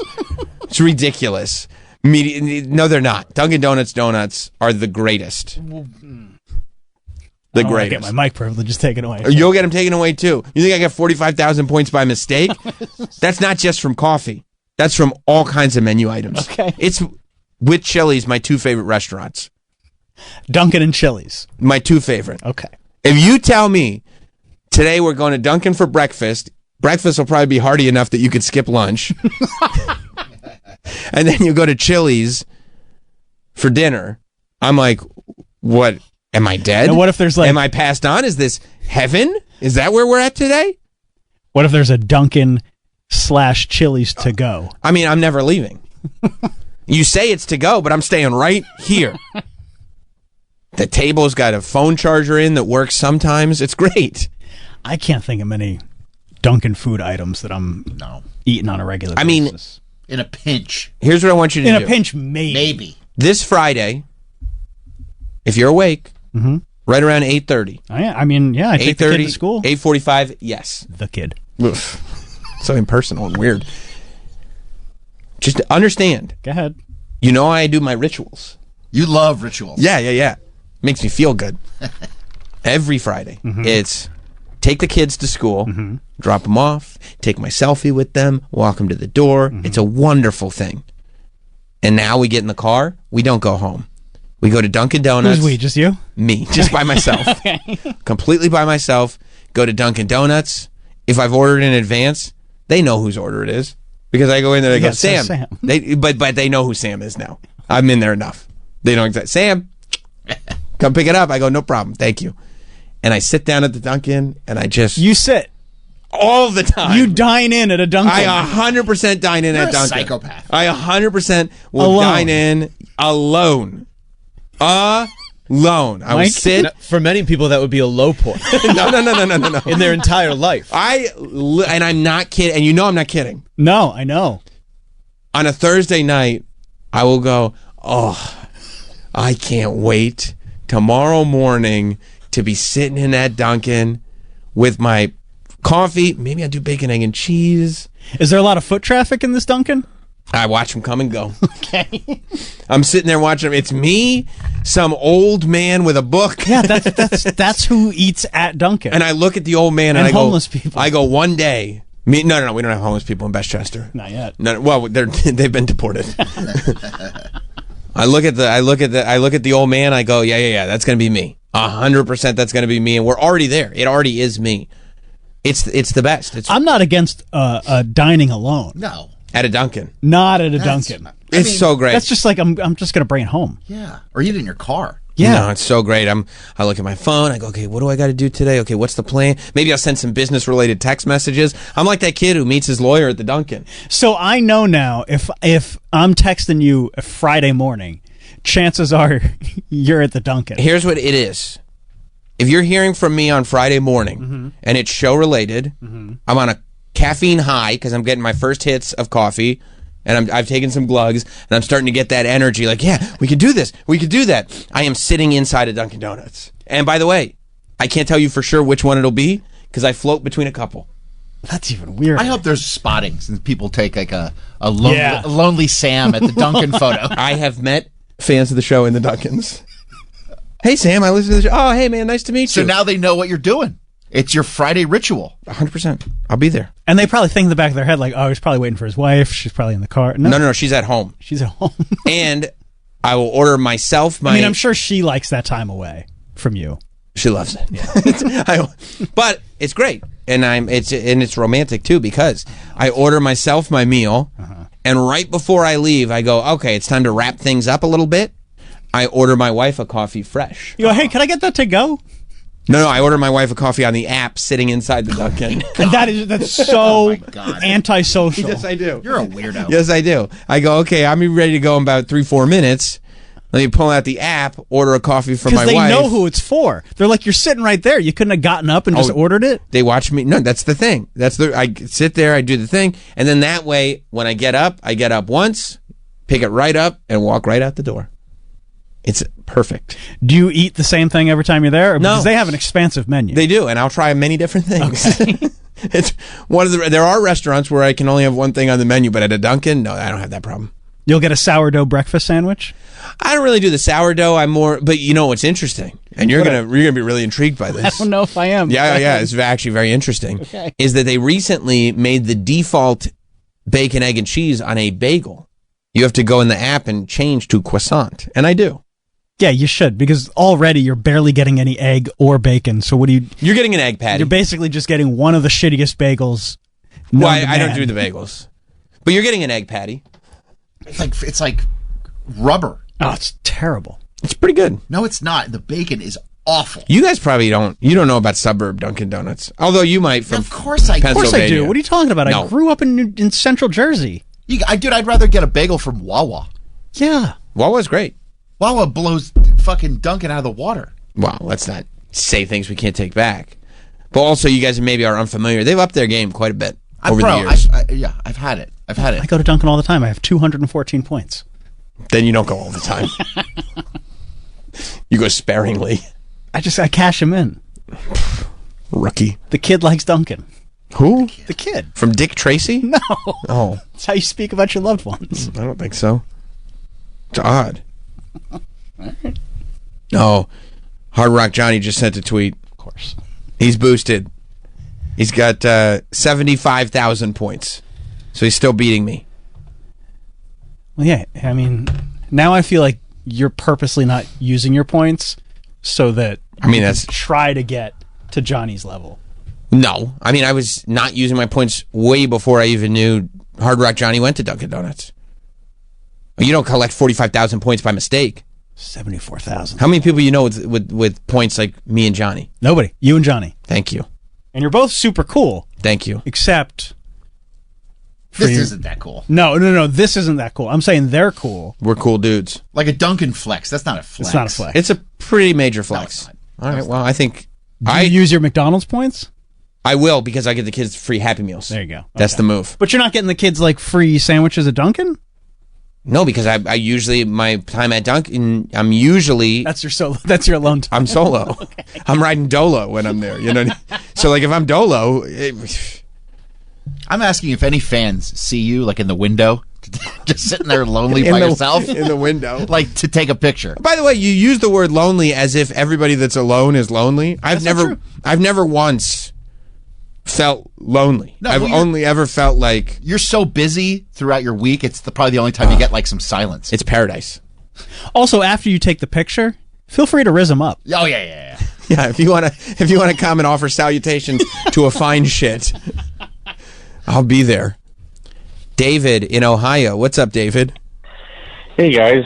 I was just curious if you were aware of the news that Starbucks is no longer going to be your third place.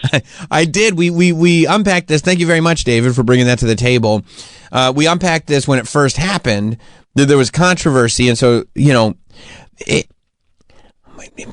5-10 years ago, it was a weird time about everybody just trying to prove how much more accepting they were than the other people. I think it was like 2018, I think. Yeah.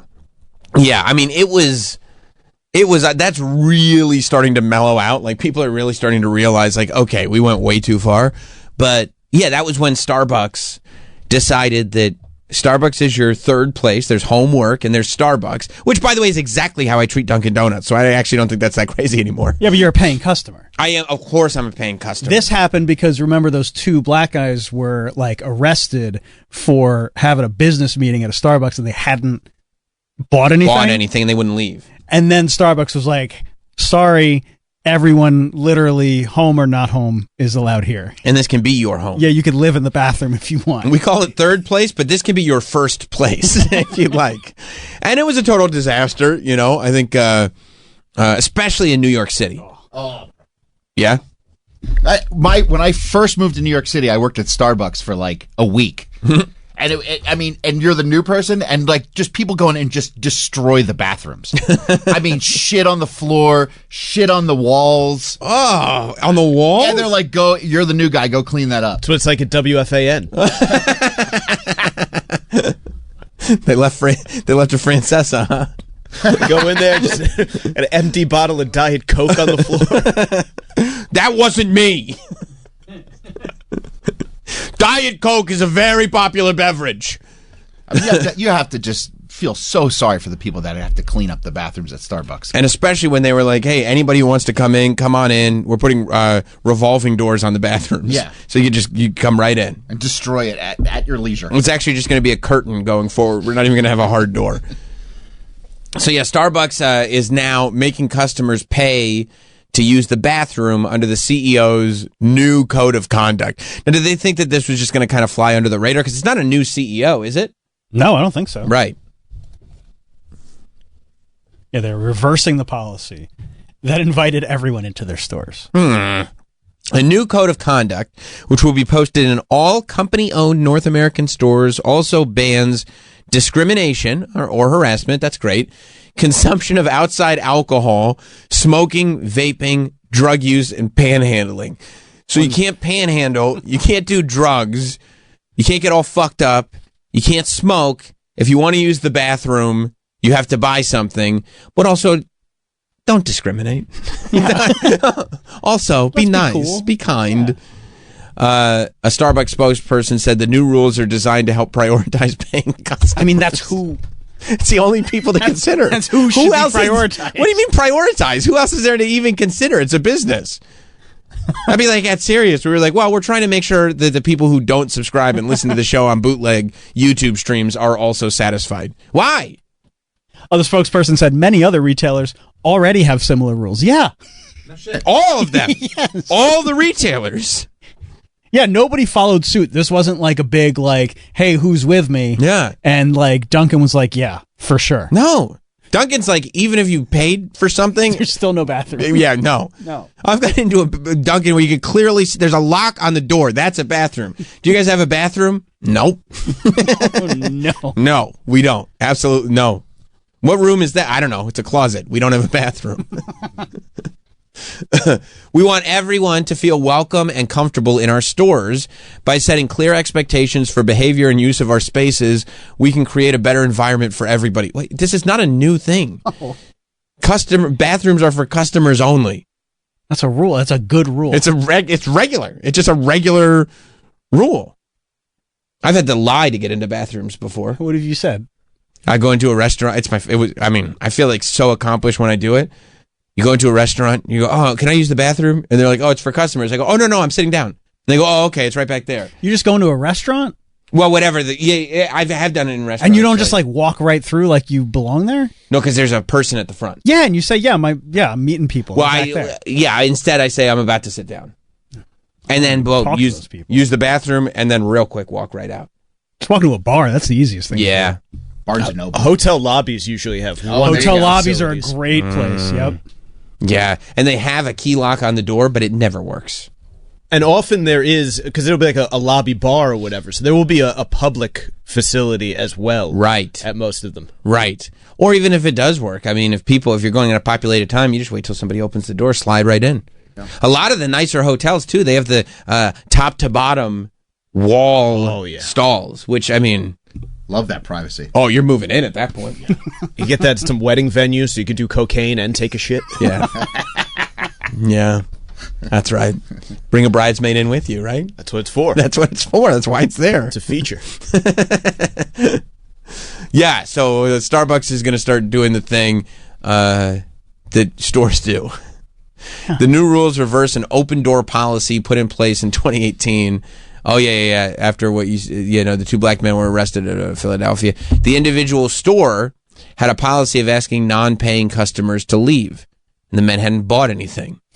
But the arrest, which was caught on video, was a major embarrassment for the company. Yeah, I mean, they overreacted to a standard policy. And so then they overreacted to the overreaction of it.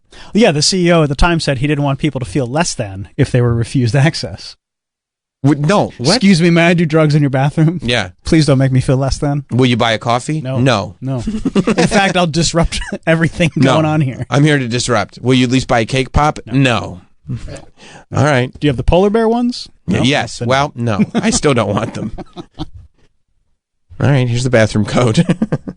Hey, can I get the bathroom code? It's on your receipt. I didn't buy anything.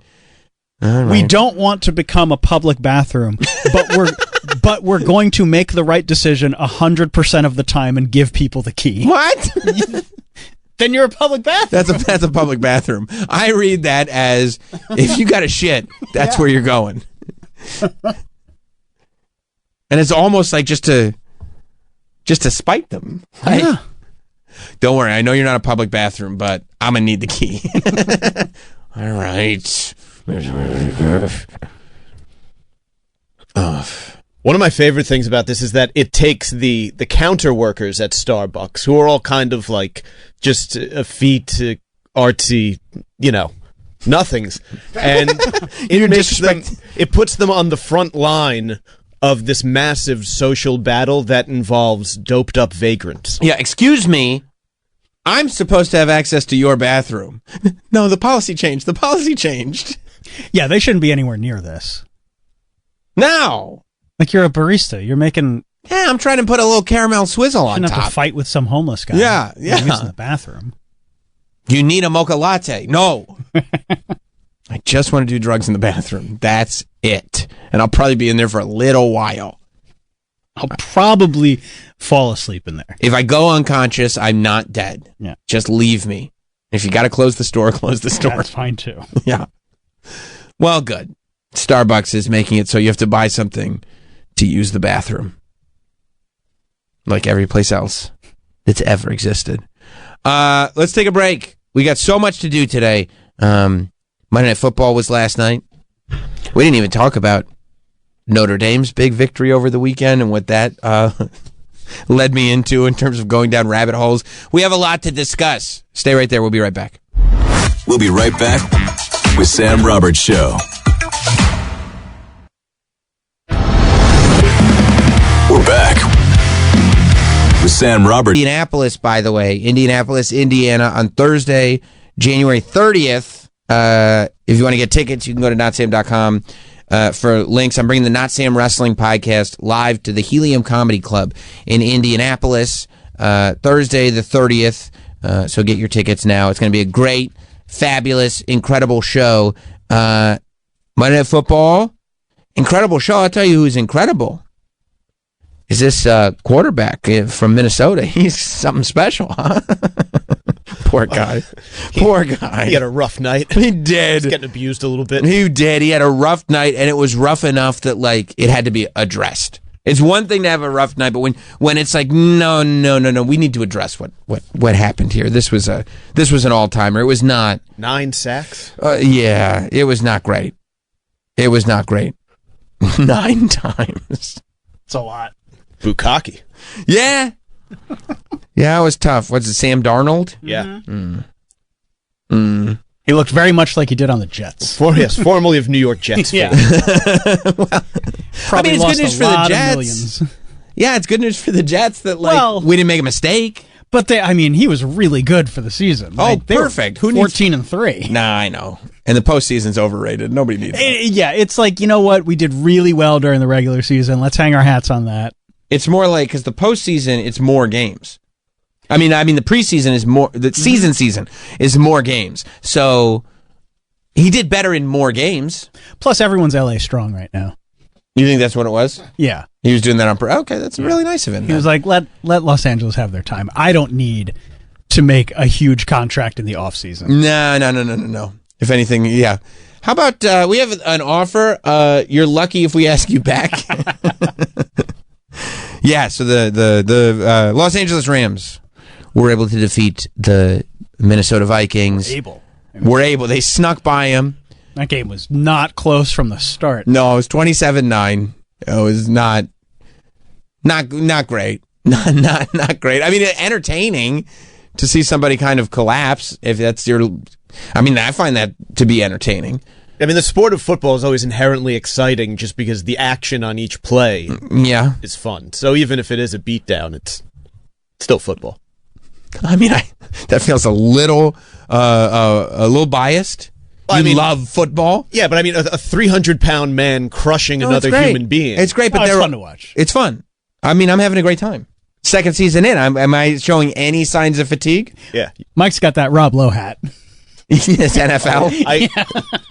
I have been looking for that online for a while. Just the NFL hat. I want the specific one, though. There are a bunch of NFL hats, but not that one. Right, with just the plain black hat with a big NFL logo patch on the front. And a big smile. Yeah. He was having a great time. What are you here to watch? The National Football League.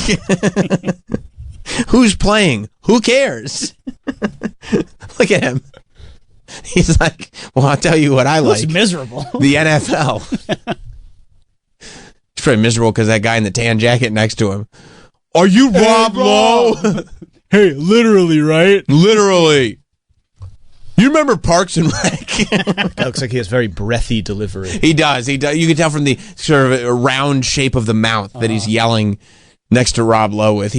Rob Lowe's getting hit on the cheek with breath, and he doesn't like it. St. Elmo's Fire. It was really good. Yeah, remember the song? Yeah, I remember, dude. Wish you hadn't tailgated before the game.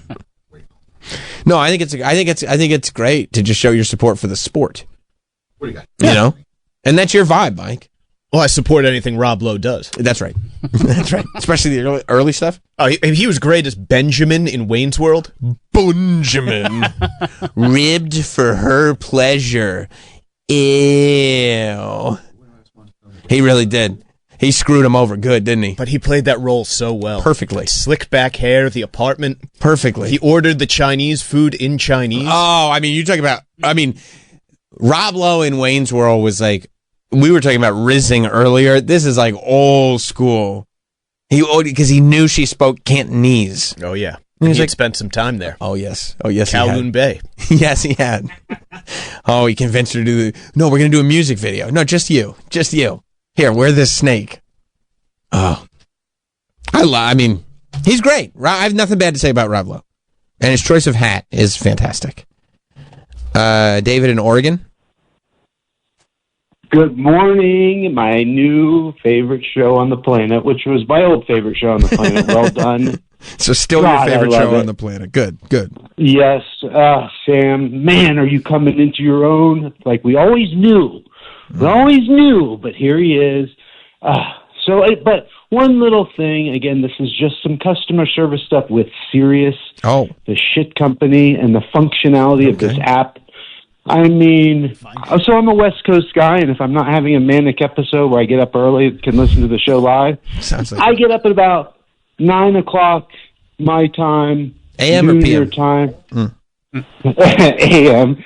And in a perfect world, I get up and there it is already downloaded. Thank you, Travis or Troy or whatever flunky does that. But when I get up in the morning, you have to go back on the app, and then you breathe on it, you look on it. My dog farts, and it just disappears, and I've lost it. I can't get back to where it was. And why can't they fix it? I don't know, bro. And whose fault is it? McClure. But, alas, Jim McClure. my gratitude of the... Yeah, but again, seriously, good job, Sam. I love it. I love it. You guys are killing it, and you're just what the doctor ordered as I navigate and survive this current episode. But thank you, guys. Keep up the good work. Thank you, David. Keep fighting, okay? You'll make it. You'll be all right. Benny in Minnesota. What's up, Benny? What's up, daddyless boys? Yeah, just the boys. Just the boys. Daddy left for milk and cigarettes and didn't come back. He did. He's like, I'm gonna go grab a coffee. I'll be right back. Yep. I want to ask Mr. Montone in there how he feels about Jerry Jones getting rid of Fat McCarthy and what he thinks if Prime Time becomes the coach. That's what I'm hearing. I'm glad you asked. How much time do you have? Well, Mike was saying that he's really glad they're getting rid of the coach because that should solve all of the Cowboys' problems. I said no such thing. I would have been fine bringing the coach who had 3 consecutive 12-win seasons. I would have been fine bringing him back. I don't know who the coach out there is that will find success under the Jerry Jones regime. Neon Dion? You seen Coach Prime? Yeah, I mean... The program is a good program. I feel like they would be butting heads within a couple weeks. I think until Jerry butts out and stops involving himself so much in roster development, like Bill Parcells used to say, if they're going to make you cook dinner, they got to let you shop for the groceries first.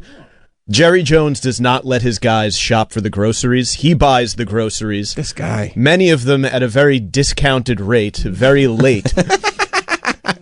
Like John Travolta and Look Who's Talking. And then you just peel off the front part of the lettuce. It's still good. Yeah, and then demands an excellent dinner. Yeah, no, I can see, you don't have the ingredients for it. Is there any way that, like let's say they bring Deion Sanders in. He's such a high-profile human being. The fact that he's a bona fide star. Is there any way that in doing that move, Jerry Jones puts himself in a position where he kind of, at least in the short term, has to let Deion do what Deion's going to do? Or no way. With Jerry, that short term would last like 2 weeks. Right. Okay. And then the other thing is like, Deion was an NFL star and, he's had success coaching in college, but like becoming a successful head coach in the NFL is a completely different thing. It's like a lot of it's about shit that goes on behind the scenes. It's about like staff management. You're running a workplace effectively. Yeah. And then there's the other half is like the game day management stuff. Like Mike McCarthy's big flaw is his play calling and his clock management, which, you can just hire an offensive coordinator and let him call the plays and let Mike be kind of a figurehead head coach who runs a staff. And Mike McCarthy also refused to allow curtains in the stadium, right? Yes, that was his decision. That's the coach. Yes, yeah, yes. Okay. That is the one detail they allowed him to handle was the curtains in the stadium. Mike McCarthy was a Super Bowl champion. Like he has won a Super Bowl before. So clearly, if you put him in the right circumstances, he's capable of doing that. And again, 3 12-win seasons in a row that's not an easy thing to do. Like it's very, very hard to win in the NFL. Are they going to stick with the coaching they have at the Jets, or are they going to find like a new person to come in? I don't know what their deal is. No, they're interviewing. They interviewed they're Rex looking Ryan. outside. They did, right? But I think they said that. I think they've already said no to Rex Ryan. That's a shock. I can't believe that. Poor Rex. But I don't think. But they are interviewing. Oh yeah. They will. So a lot of teams they'll interview within the building and outside. Then they have to. There's the Rooney rule, so you have to interview. Rooney. You have to interview minority candidates and stuff. So there's like a very. I thought the Rooney rule was we don't talk about Rooney. He was never in the movie. No, that's. I don't think Ferris Bueller was dealing with the principal. He's coaching Pee Wee football somewhere. Oh. Okay, so, I mean, when you hear Mike McCarthy is gone, though, I mean, is there any part of you that goes like, oh, yeah, this might be what we needed, or are you too kind of aware of what the problem is?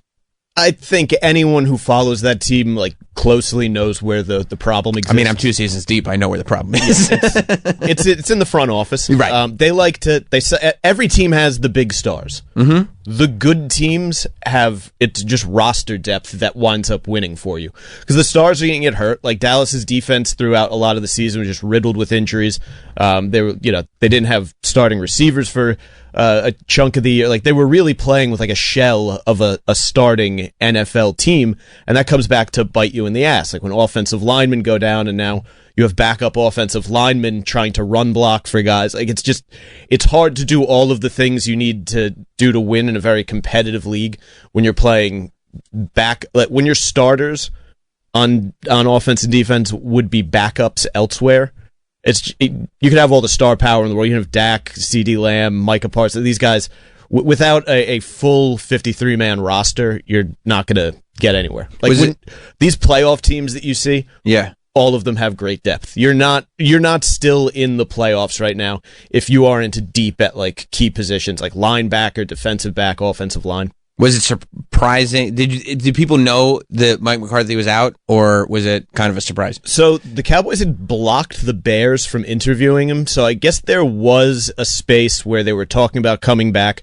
He hadn't lost the locker room. Like through the end of the season, guys were still playing hard for him. They were doing interviews where they're saying they want him back, which speaks a lot because usually you see teams that aren't having winning seasons, the locker room falls apart. Mm-hmm. Like they're winning teams where managing the locker room's a nightmare. Like, the Eagles are in the divisional round, and like one of the biggest tasks that Nick Sirianni has is keeping his locker room from killing each other. So the fact that on what was a shit team this year, the stars were advocating for Mike McCarthy to be back speaks like volumes about what he is as a coach. I also saw that Major League Baseball has officially banned the Yankee fans that mugged Mookie Betts from all stadiums for life. Every stadium. That seems a little severe. Indefinitely. I mean, that feels like for life. That's less than Alvin Bragg charges you with for an actual mugging. Yeah. They didn't even get to keep the items that they stole. I mean, that feels a little much. If anything, you think it's too much? I think it is. I think that they added consequences to a boring game. I think that I mean, imagine knowing. You think it's too much because they were very vocal about that's their wall and they protect it. Yeah, honestly. So MLB should have known. Yes, if they were apologists and were like, oh, I guess we shouldn't have done it, it's almost like I would respect them less, and I would say, good, ban them. But when they were sitting there going, if we had another opportunity, we would do the exact same thing again. We buy those tickets to guard that wall, and guard that wall is exactly what we'll do. Who's going to guard the wall now? I don't know. These are the guys that when Mookie Betts jumped up to grab that ball in the playoffs, the World Series. It was the World Series. It was Game 5 of the World Series. Yeah. When he jumped up to grab the ball, not only did they try to get the ball, but they grabbed Mookie by the wrist. They tried to steal his glove. I mean, it was assault. It was a full-on assault. But also, like, hey, welcome to New York. You know what I mean? We should have some of that. That used to be what New York was like in the glory days. You never know. I wonder if this means, like, concerts, too. They can't go to concerts in the stadium? Well, they weren't mugging anybody at concerts. What are they going to steal a guy's... Like, can they not go to, like, Billy Joel and Rod Stewart? They probably... Honestly, they probably would enjoy Billy Joel and Rod Stewart. But they might not be able to go. That's fucked up, if that's the case. They should be able to. Based on your conduct, Major League Baseball is banning you indefinitely from all MLB stadiums, offices, and other facilities. I wonder if that means... End of sentence? End of sentence. I wonder if that means, like, the store. I wonder if can you go into the Yankee store across the street? I don't think so. You are also hereby banned indefinitely from attending any events sponsored by or associated with MLB. Please be advised if you are discovered at any MLB property or event, you'll be removed from the premises and subject to arrest for trespass. Can they play the show? I think they could still play the show. Can they buy it? I don't know. GameStop might not let them. Is GameStop an MLB property? When they're selling the show, like weekend release for the show, yes. Probably have to buy it digitally. They would probably have to buy it at the PS5 store. Now, those weren't their tickets, so apparently, from what I read, the season ticket holder gets to keep his tickets, and he was in support of the ban. Well, yeah, of course he is. He doesn't want to lose his tickets. He knows where his bread is whatever you got buttered. to do. Yeah, because guess what they're not doing? We're gonna take these tickets away, and don't worry, we'll refund you. There's no refund coming. That's not right. I think the game needs a little personality. Good, I'm glad they got banned. Why? Because I don't like his face. You're so hoity-toity and highfalutin when this guy's face. It's great. He should be banned from everywhere. He's the exact face. If I explained to you what happened, you would sketch this guy's face exactly. This is perfect what he's doing. Yes. They got to try to go back, right? They got to. He seems dumb enough. To put on like a mustache. 100%. 100%. And then you know what he's going to do? Guard the goddamn wall. Hello, I am here for the baseball game. I am not who you think I am. Sir, we can tell from your lack of facial structure or chin definition. Okay, Mr. Burns, what's your first name? I don't know. Yeah. That sucks. Where did I read? So yeah, if WWE has a event at can't go. Oh. Probably not going to have an event that big, but basically, you don't think they're going to play baseball stadiums? No, never. No. Are they still on Netflix? They are. Week 2. Yeah, week 2. It's killer week 2. All right. Yeah, no, I think I don't look at him. And the other guy, I think the guy in the home jersey. This guy? I think he was in over his head. Yeah. I think the guy in the away jersey, this is what he came to do. And I think if you talk to him, he would defend it to this day. I did the right thing. I'm glad I did that. I would do it again. I did the right thing. I think the guy in the home jersey got swept up in the moment. Like, the guy in the away jersey is one of Troy's friends, and the guy in the home jersey is Troy. We'd know Troy didn't want to do this or mean any harm, but we'd also know that when there's fun happening, Troy can't help himself. You know what I mean? You know what I'm saying? Yeah. Oh, yeah. The season ticket holder has owned the ticket since 1990. Oh. That would be such a bummer to lose those tickets. So he was probably there when I was crying during Abbott's no-hitter because of my hat. You were crying? I was upset. I don't know if there were tears coming down, but the emotions were there. I had feelings for sure. Well, the game lost something. You don't like that. You legit don't. I legit don't like that. That's a fucked up thing to do. Yeah. No. Like, involving yourself completely in the game and trying to steal the guy's glove off his hand? Ripping a ball out of somebody's glove and and like physically putting your hands on the player? I think professional baseball players, with all the pressure that they're under to live up to the expectations of their big salaries, to play the game on the highest level, should also have to worry about if they get too close to the fans, they might get attacked. Rogue. I think that's a perfectly fine thing. I think it should be the most stressful job on the planet. Oh, God. No. I mean, if you're not worried that the fans are going to assault you, what are we really paying you for? Yeah. You know? Maybe you're right. I think I am. After all, I love this game. Yeah, speaking of loving this game, so over the weekend, I want to say, Notre Dame beat Penn State. Yeah, it was like Thursday or Friday. Yeah, yeah. And, I mean, college football is, I can't even, right? I'm just kind of figuring out this professional football stuff, this NFL stuff. College football is so complicated, right? Did they make it into the championship game, or is it a divisional championship game? Notre Dame advanced to the national championship. National championship game. Yeah, because every time people would talk about it, they wouldn't just say national college championship. They'd say conference this or blah, blah. But the way I read it, Notre Dame had actually made it in to the national championship game. By beating Penn State, yes. By beating Penn State, yes. Right. They'll face Ohio State. Right. On Monday. OH? OSU. No. Oh. IO? Yes! So we're a national platform, okay? We got to appeal to all the you're right. fan bases. And this is big for Notre Dame, you know. The Notre Dame fans are very, very loyal, and have been waiting for this for a long time, of course. Very long time. Yeah. Ever since Rudy, they say. I think that was the last time they won the championship. That's right. Don't you love, like, who was it, John Elway, who tells the true story of Rudy? Yeah. And he's like, Montana, I think. Is it Montana? Was it Montana? I think so. Who was like, no, that guy was kind of an asshole. Yeah. And my favorite part was, like, so many grown men have cried because of that last scene in Rudy. Uh-huh. And Montana said that when they put Rudy up on their shoulders, it was a goof. Like the scene where it's like this emotional, like, yeah, you did it, bud. Like they put him up there ironically to be like, how ridiculous would it be if this guy got any credit whatsoever? Is this him? Yeah. Joe Montana really must not like the movie Rudy. It's a movie, remember. Not all that's true.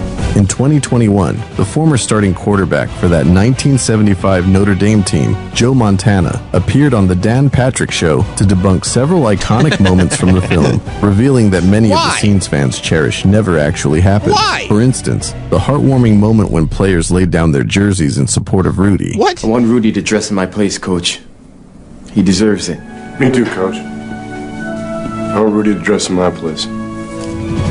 According to Montana, it never occurred. The emotional crowd chant of Rudy that echoed through the stadium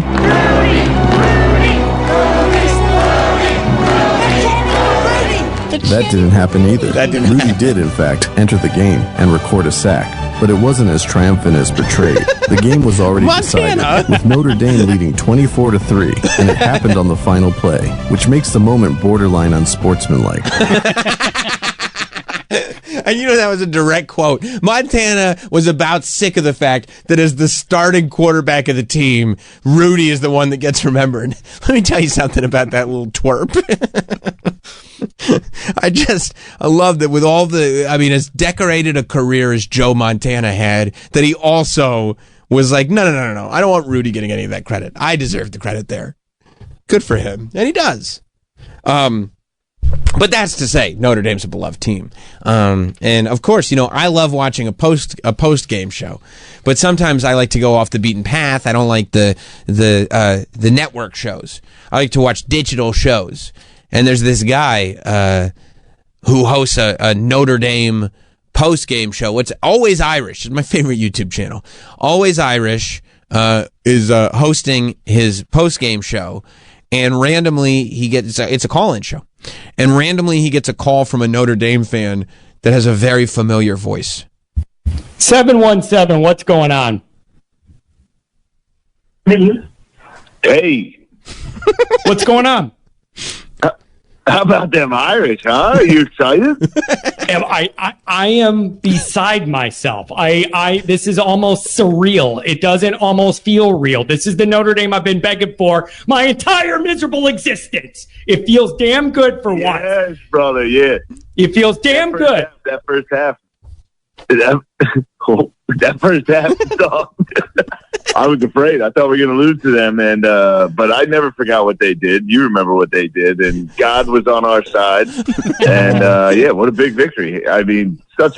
By the way, you know what he's talking about when he says, "I never forgot what they did." You know what they did? Penn State. Yeah. Yes. Is he maybe addressing Jerry Sandusky crimes? That's why he says God was on our side. I'm gonna just wonder. Do you think that this caller maybe like to drink a couple beverages while he watches the game? You know what they did? Like they lost the game. Yeah. Because God remembered what Sandusky did. God was like, Oh, you guys. Oh, not Joe. in my house. Not in my house. Joe Pa, big hero, huh? Yeah. Just wait till you play Notre Dame. That's right, my team. But I never forgot what they did. You remember what they did, and God was on our side. And yeah, what a big victory! I mean, such a sweet day. I'm going to tell you what. It always helps to have God on your side. Are you somebody that I should know, by the way? Just asking. Oh, you got Are you?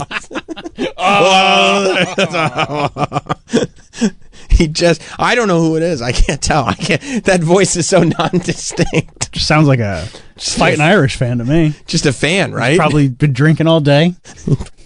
Maybe Bud Lights. Probably Bud Lights, yeah. I would hope Bud Lights. Possibly 30 to 40 of them. Yeah, maybe, yeah. Like an inhuman amount. Maybe the amount of Bud Lights that would result in Ari Shaffir being unconscious on Joe Rogan's floor. Maybe that amount of Bud Lights. I mean, it's a weird comparison, but yeah, sure. Yeah. And because, like, the type of guy who just beat Dave Chappelle's record for an arena gate to do stand-up comedy. I mean, maybe, yeah. But is still just such himself that he gets drunk and calls Notre Dame YouTube shows. It's probably just a fan. Probably, right? Yeah. Okay. Let's see if he'll come clean. Are you somebody that I should know? Are you somebody that we should know that likes to talk shit to a former coach that we all know? Could that be who this is?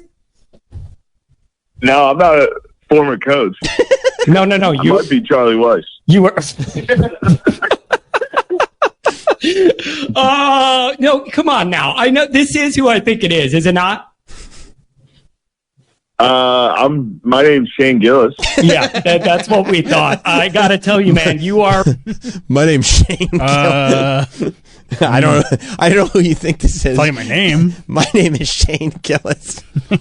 Shane is just calling this Notre Dame show. I don't know how this popped up on my algorithm.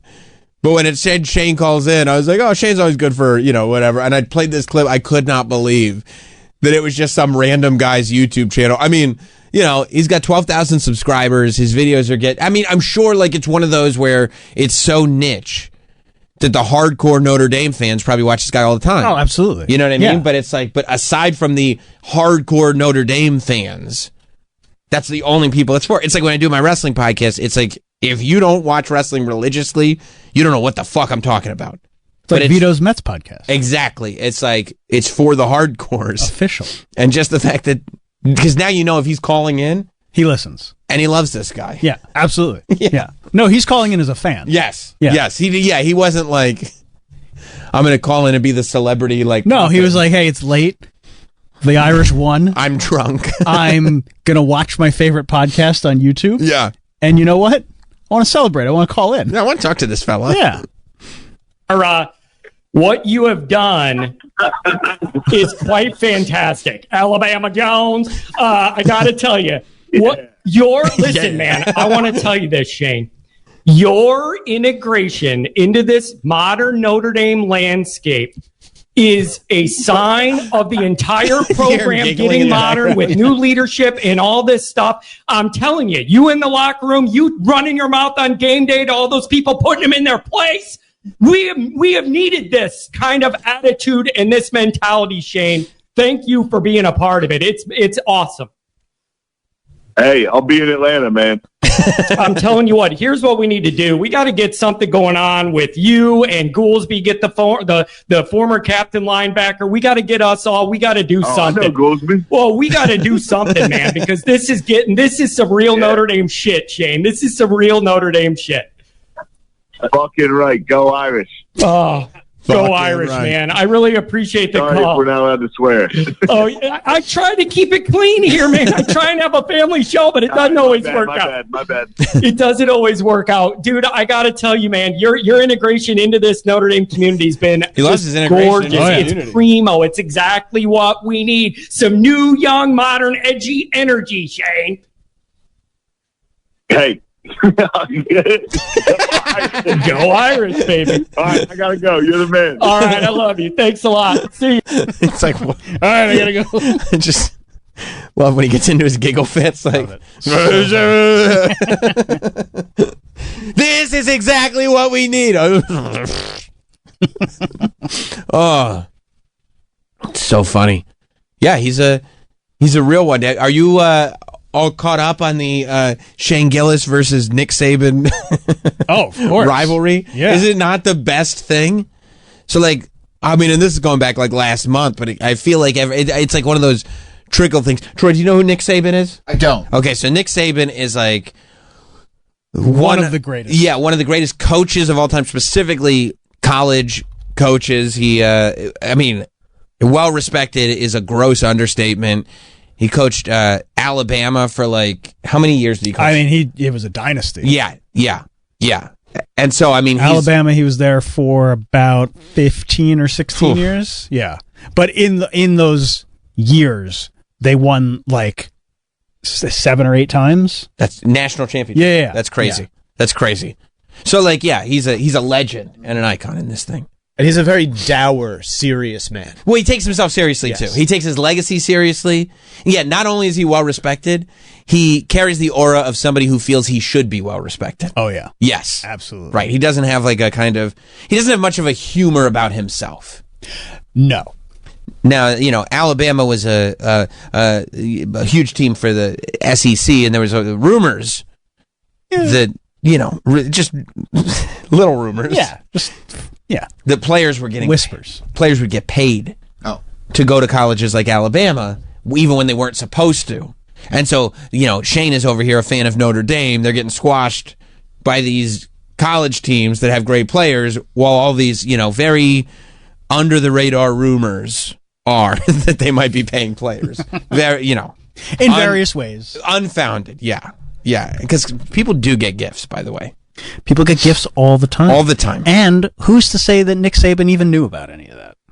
That is like the great out for the coaches, right? Like, I don't know. I'm just coaching. It is. Yeah. Like, I'm sure that whatever happened, his hands are totally clean. Right. But he probably knew everything that was going on. I mean, yeah. You know? Yeah. Like 100%. Yeah. Right.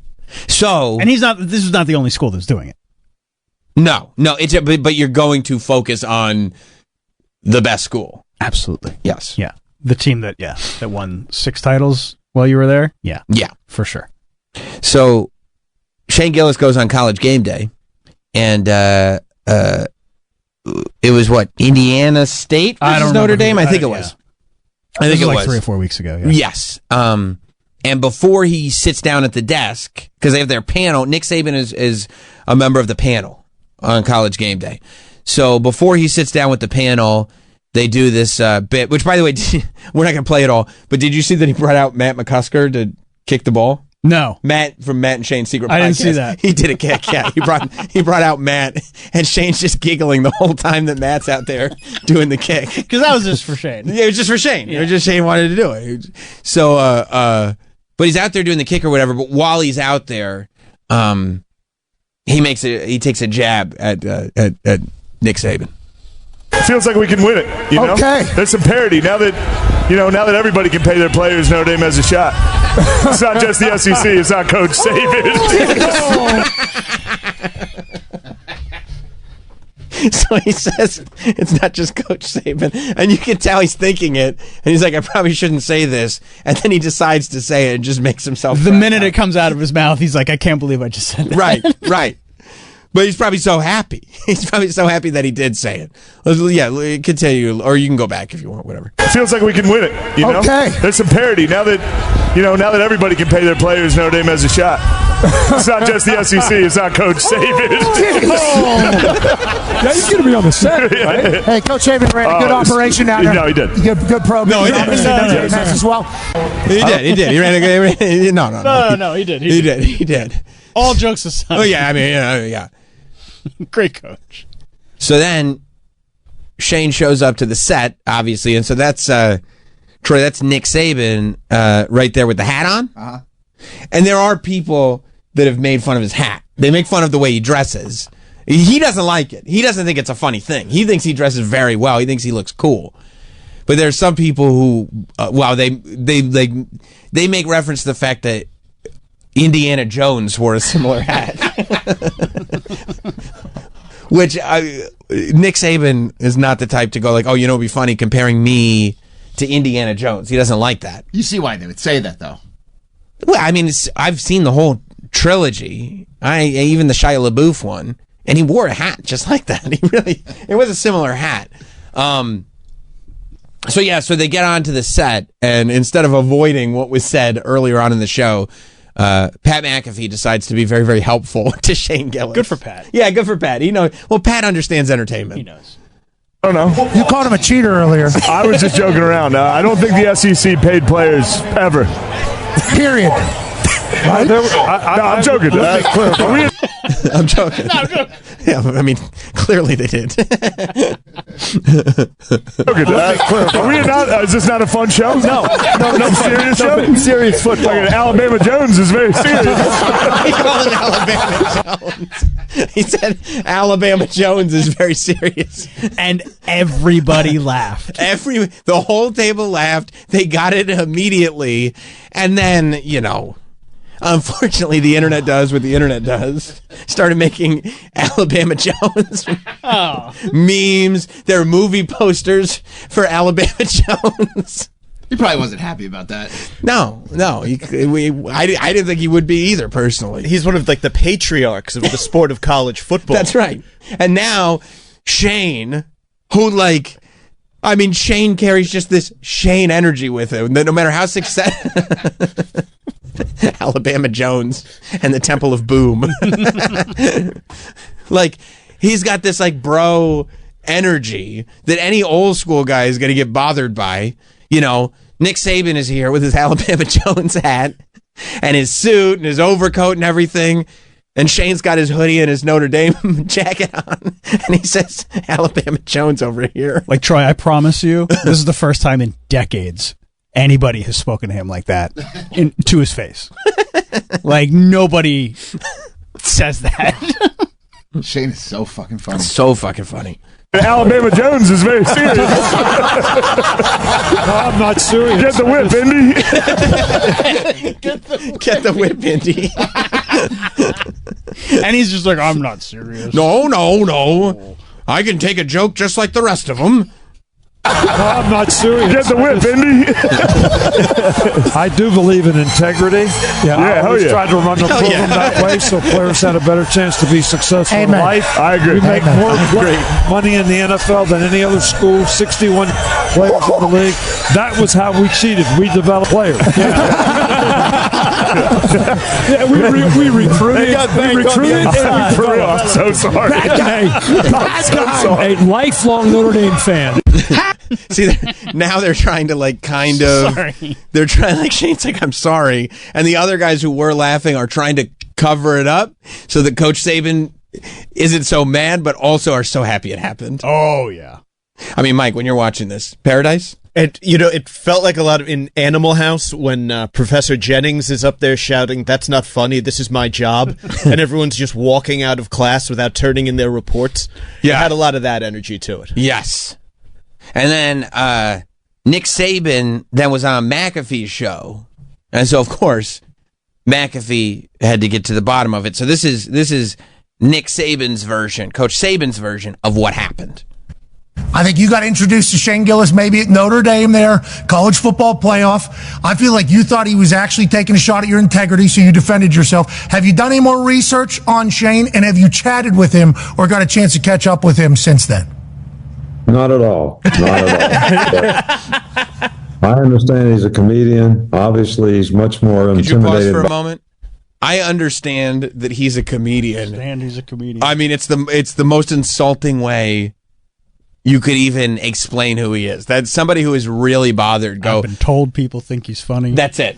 I understand he's a comedian is to not acknowledge that there was any humor value to what he did whatsoever. However, sometimes you got to read the room and realize that you are fighting a crowd right now who all seem to enjoy Alabama Jones. Not at all. I understand he's a comedian. Obviously, he's much more intimidated by J.J. Watt than he was by me, which is understandable.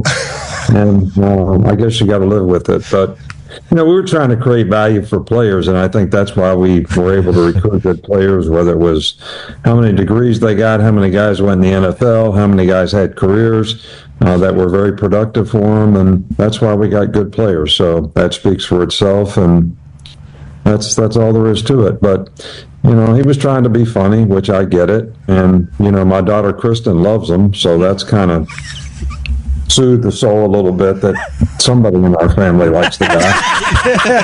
I think you got in. The amount of cope that happens, like you can tell where he's at by the fact that every time it comes up, instead of just addressing the joke, he has to defend what made the team so good. Like he needs people to know. Like it speaks for itself. Everybody knows that the guy deserves every bit of status that he has. Everybody knows he's the best. But he still has to explain and put the facts down about why they were that good, and it has nothing to do with buying players. Well, he's like locked into the delivery of a coach at a podium explaining a bad defensive performance. Mm-hmm. That's right. At like a press conference. Yeah. Like that's how he knows how to interact with people when a microphone is there. Yeah. Yeah. As opposed to just being a person. At some point, I guess you just lose being a person. So then after all that, Matt and Shane on the Secret Podcast, Shane told his side of the story. Which, as it turns out, Coach Saban, understanding that he's a comedian and that's okay and it's all just jokes, might not have been as honest as he made it seem like it was. After I said that, we had to go into the stadium to sit at the desk, which is where he wasn't with us when I said it the first time. Yeah. So then I got in there, and right before we go on, he looks at me and he's like, "I heard what you said." And I was like, holy shit. And then Herb Street and McAfee were like, he's just breaking your balls, dude. He loves messing with guys. Like, he's literally just fucking with you. And I was like, oh, all right. I'll fuck with him back. We can fuck around. So then I would have never done that if I thought he was serious. Yeah. But they told me he was fucking around, so I started fucking with him. And then as soon as we get done, I tell Herb Street and McAfee, I'm like, bro, he was definitely serious. And they're like, no way he was serious. Go talk to him. So I went up to him after and he was like, you think the SEC dominated because we cheated? That's bullshit. He spazzed on me. Weren't you helping him But then, so he was still on the stage and I was on the field. So after he yelled at me, I had to help him down. And he looked around to see if anybody else could help him, but I had to help him down. Do you know how few people have ever been like, bro, Saban spazzed? Like, what? Yeah, I think he was really upset about it.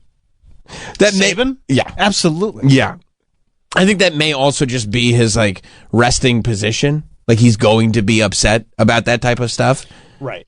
But yeah, especially, God bless him, but especially from Shane Gillis. It's just that's not the world that Coach Saban comes from. He doesn't know how to deal with this world where this frat boy humor would be looked at and gone like, everybody goes, isn't this great? Because there's not one person that I've seen, even in the sports world, unless I'm off, there's not one person that I've seen that's kind of chronicled what's been happening that has been like, yeah, Coach Saban's right. Shane really pushed it too far. Like, everybody thinks this is the greatest thing that's ever happened. No, you're correct. Alabama Jones. Alabama Jones over there. Yeah. So Shane's on a run, man. Mm-hmm. Shane's on a run, and he has deeply infected the world of college sport. But what's going to drive Coach Saban insane is that on some level, like, ESPN is aware of where the culture's moving. That's why they like have gotten away from like dude at the desk to just give you the sports news and are far more personality driven. Like, let's just take all of our money and give it to Mad Dog, Stephen A, and McAfee, and just that's going to be the channel. They're going to see something like this and the buzz that it creates and go, Gillis needs to be on the show every week. You know what I mean? I'm sure that they've already had conversations of how can they get more Shane Gillis on the show. Although I'm sure that those conversations have been had very far away from the ears of Coach Saban, because he would probably not be as appreciative of those moves being made. But that's the direction that ESPN has to go in, because I mean, SportsCenter used to hold value in that you were watching it to find out what happened. Right. Like, you wanted this is where I'm going for the information. Yeah, like I would wake up in the morning in high school and watch SportsCenter because I wanted to see who beat who, show me the top clips. Now it's just the internet now. Yeah, literally, like, you can wake up in the morning, just grab your phone. Yeah. Look at the thing on Twitter or whatever. Yeah. Like, it still holds some sort of value. Sure, Scott Van Pelt's still the man. Of course he's still the man. But you want the take. Yeah, you need the take. You want the take, and you want entertainment value. Yeah. Give me Stephen A. Give me Mad Dog. I want Mad Dog. Oh, here's what I want. Give me a little scroll at the bottom of the screen with the scores. That's very helpful. Very helpful. But right above and I mean thin. Thin scroll. Because right above... You want like are you talking about like a Wolf Blitzer bezel? Or thinner? No, thinner than that. Okay. That's a thick-ass bezel. Okay? I'm talking about a real thin bar at the bottom of the screen that says exactly what the scores are. And then the rest of the screen filled up with Mad Dog Russo, as close to the camera as anyone has ever been, just shouting about God knows what. Whatever he's mad about. Don't care. I don't care if I relate to it. I don't care if I've seen the game. I don't even care if I have an opinion about it one way or the other. I just want to see him very close to the camera, shouting directly into the lens, and I want to see spittle hitting that glass. Talking about doing edibles and watching golf. That's it. And I go, man, I love sports coverage. Sports is the best. Sports is the best. That's it. That's what I want. I mean, and I'm glad it's going that way. Oh yeah. You know, I like that you could just leave McAfee on and do his thing. Yeah. No, ESPN knows the direction. Yeah. Yeah. By the way, how about Travis watching SportsCenter before class? Me and you watching The Grind. Am I right? That's right. Jerking off, fired up. Jerking off to Eric Nies. I don't know why we got to. I don't know about jerking. Well, I mean, he was there. That's not what, Just getting feelings. Yeah. Just thinking, this is weird. By the way, Troy, you hear what that nerd was doing while we were jerking off to Eric Nies? Lame. All right, let's take a break. We'll be right back. Stay there. Okay. All right. There is more Sam Roberts Show after this.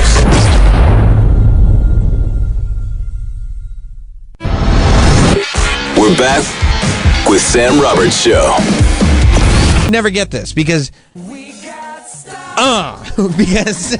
just letting the beat drop. I would say that America's greatest export is entertainment. We're just so good at it. Not bombs? We're pretty good at bombs too. But the only reason I know we're so good at bombs, that movie Oppenheimer. Oh yeah. So to me, I feel like we're even as good as we are at bombs. We are better at movies about bombs, but sometimes we even make movies that become bombs, as is the case. Okay. Hey, wow. Ding, ding, ding, You ding, are ding. Good. I'm super good. I'm the last professional broadcaster. So like Robbie Williams is a British pop star who is one of these guys that became so huge overseas that they tried to make him a thing in America. And they did okay for a second. That Millennium song, I think, was like in the TRL era. Like, it made it. It was a video. I saw it. I remember that song. I remember that song being a thing. You know who else they did it with? This is a blast from the past. I don't know how I remember this name. All right. But it really does tell you how glued to my television set I was in the late 90s, early 2000s. You were cool. Craig David. Craig David? Do you remember Craig David? Look up Craig David. Mike, you're nodding, or is that just your natural? The name sounds very familiar. Okay. I remember there was some sort of Craig David song. I believe it was maybe it was Don't Love You No More. It's either Don't Love You No More or 7 Days. It was one of those two. I believe he had one song that was a thing in America. He's a big British star, and he became a thing for one song, and then that was it. And 7 Days. I think it was 7 Days. Tub Thumping? Maybe it was Tub Thumping. That's right, because that was the. It did not. So maybe 7 Days. 7 Days. Sorry. 7 Days. Okay. Yeah, Yes. 7 Days was the song. Because Tub Thumping was the one that first got Americans to.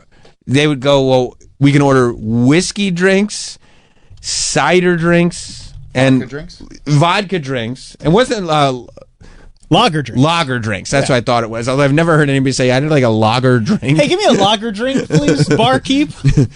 And that we could sing songs to remind us of the good times as well as the better times. Yeah, this was Craig David. Okay. Right? So he's like British cool. He shows up at the barber shop with a beanie on, which it's like going to the dentist with a mouth guard in.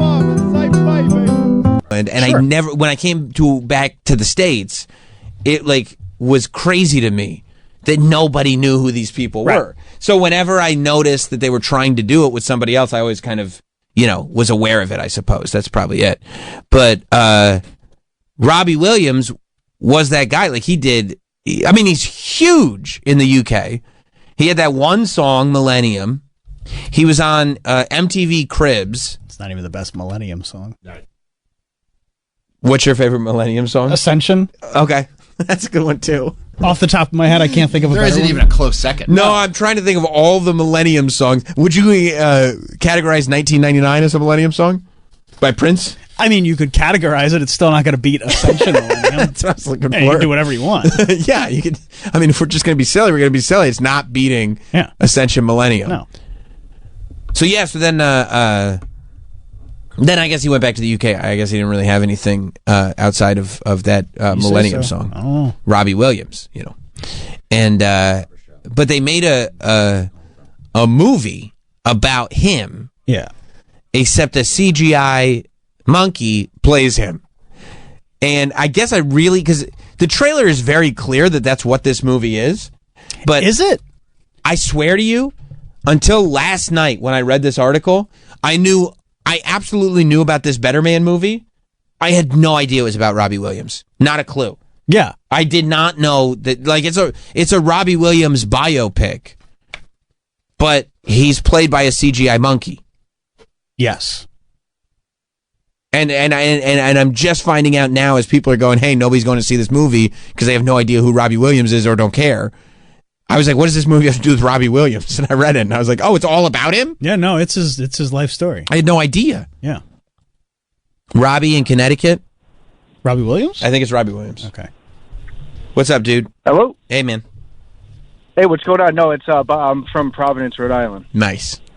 Hey, I just want to say, you just blew my mind right there. I didn't know that movie was about him either. I don't know what the heck it was, but that's crazy. Also, yeah, it's weird, man. I own a barbershop, and I just want to say, guys who wear beanies or hats to the shop, it sucks. Yeah. It's the most ridiculous thing ever, because then I got to wash your hair, or I got to spray the shit out of it with water. It just sucks. And who's throwing up with hat hair to a barbershop? It's crazy. All the time, dude. It's every single day, especially in the cold, because they got to, walk 2 seconds to their car and then wear it all the way to the shop while their car has heat. Right, of course. It just makes no sense, man. No, it's crazy. But I just want to say I'm happy for you guys, and show's been really awesome. Oh, thank you very much, Troy's man. doing a great job with the phones, too, man. He said Happy New Year to me. So That's great. That's great, Troy. Good for you. All right. Thank you, buddy. No, he didn't. I'm lying. Later, guys. I was just going with it. I'm like, sure. Yeah, I 100% said that. You see, I don't think anybody knows that this is about Robbie Williams. No. I thought that this movie was just like a monkey becomes a pop star, and I'm like, well, I could think of... Who wants to see that? Yeah, I can think of a million things better to do with my time than watch a movie about... like, I seen that movie Sing. I watched it with my kids, so I know all about it. Right? Right. And that's all the animals singing. Right. And whoever this guy is, like, he ain't doing better than Taron Egerton. No. So, like, sorry, I'm not seeing this movie. And then they were like, well, Robbie Williams is super sad about it. And I was like, what? Because apparently, so, I guess this is a big movie overseas. Because, was it? I don't know. I'm assuming because they bought it. Better Man. So it was for that UK audience that loves Robbie Williams. And he said, I've been a cheeky monkey all my life, which is the most British thing anybody could ever say. And so he's being played by a cheeky monkey. Monkey. But yeah, Paramount paid $25 million for the movie so that they could put it out of the box office. Which $25 million, like to buy this movie outright, to distribute it in the States, it doesn't feel like $25 million is that much. It feels like, you know what I mean? Like an average thing could make it back, but apparently it's made like $100,000 or something like that. Like, I mean, hasn't made anything. Like the Box Office Mojo. Yeah. The figure is kind of crazy. Like how no money it's made. Let's see, latest weekend. Oh, here it is. The Robbie Williams biopic, a puny $580,000 for opening day. So, okay, so they just, they just need that times 50, and they should be fine. Better Man, number 13 at the box office. 13? Yeah. That's low. Well, Gladiator 2 this week is doing better. Okay, so it's made $1.1 million. Yeah, so 24 to go. 24 to go. And movies usually don't pick up until the 5th or 6th week. I mean, The Brutalist did more, and that's like 5 hours long.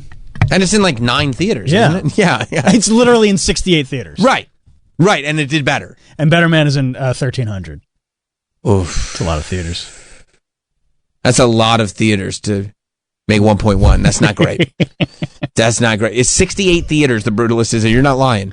And it made double the money of Better Man. Better Man made an average of $824 per theater. Oh, God. I mean, that's the type of thing where, like, you tell your friends, I'm going to see Better Man. They're like, what are you talking about? What the hell are you talking about? Yeah, I mean, it shouldn't be that. I mean, Den of Thieves 2 is the top movie, and I feel like Den of Thieves 2 is not. I mean, this is not. I don't even know what Den of Thieves is. Well, it's like an action movie. Okay. I think Ice Cube's kid is in Den of Thieves 2. Okay. I've seen him wearing a jacket that says Den of Thieves 2 on it, so I'm assuming he's in the movie. Could be merch. It could be he likes the jacket. Yeah. I don't know. Oh my God, there was a $110 million budget for this movie? Hopefully, like, the Brits gave... I mean, I don't know, that might have been in pounds, so that's not nearly as much. But, I mean, hopefully it made most of that money back in the UK. Okay, Sam, I hate to disappoint you. Hit me. Even in the UK... where Williams is much more popular. They love Robbie Williams in the UK. They think he's a cheeky monkey. Better Man failed with 1.9 million opening and 4.7 million to date. What? And what? Paramount was like, okay, what if we throw you another 25? We do it in the States. Yeah, we'll fix that shit right up. The United States, where nobody's even heard of this guy. How about this? People like you. Be in the movie yourself. Like, if Jack White was like, well, I'd see it anyway if it was Jack White. But if another recording artist... I mean, imagine if Harry Styles did this. Oh. And Harry Styles was like, no, even though I can act, I'm going to be like a CGI panda bear. I go, okay, well, I'm skipping that. That's ridiculous. You don't take us seriously. Well, it's like a movie. It's like a real movie. Well, he thinks the movie benefits from seeing it through a furry-faced chimp. Well, he says we all care for animals more than we care for humans.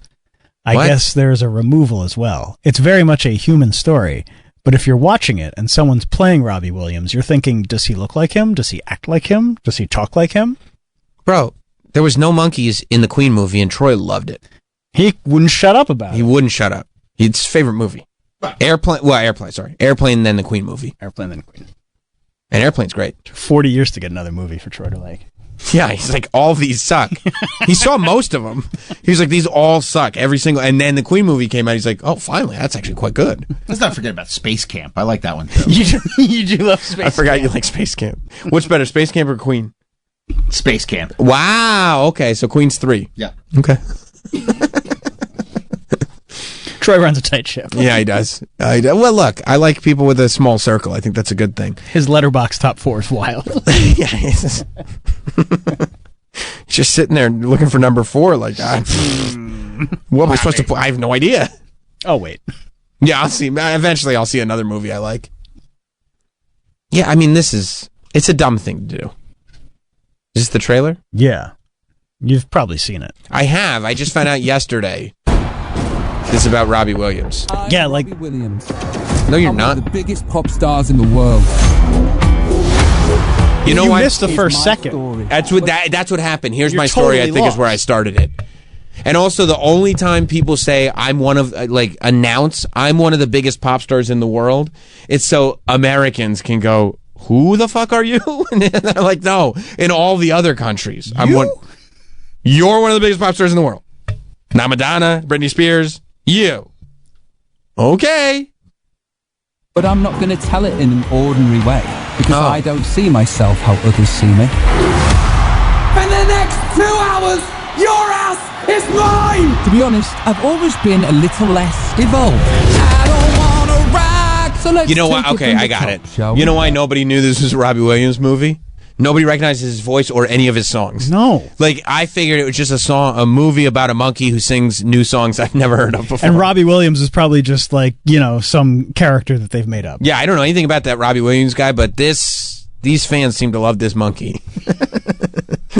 I sit and wait.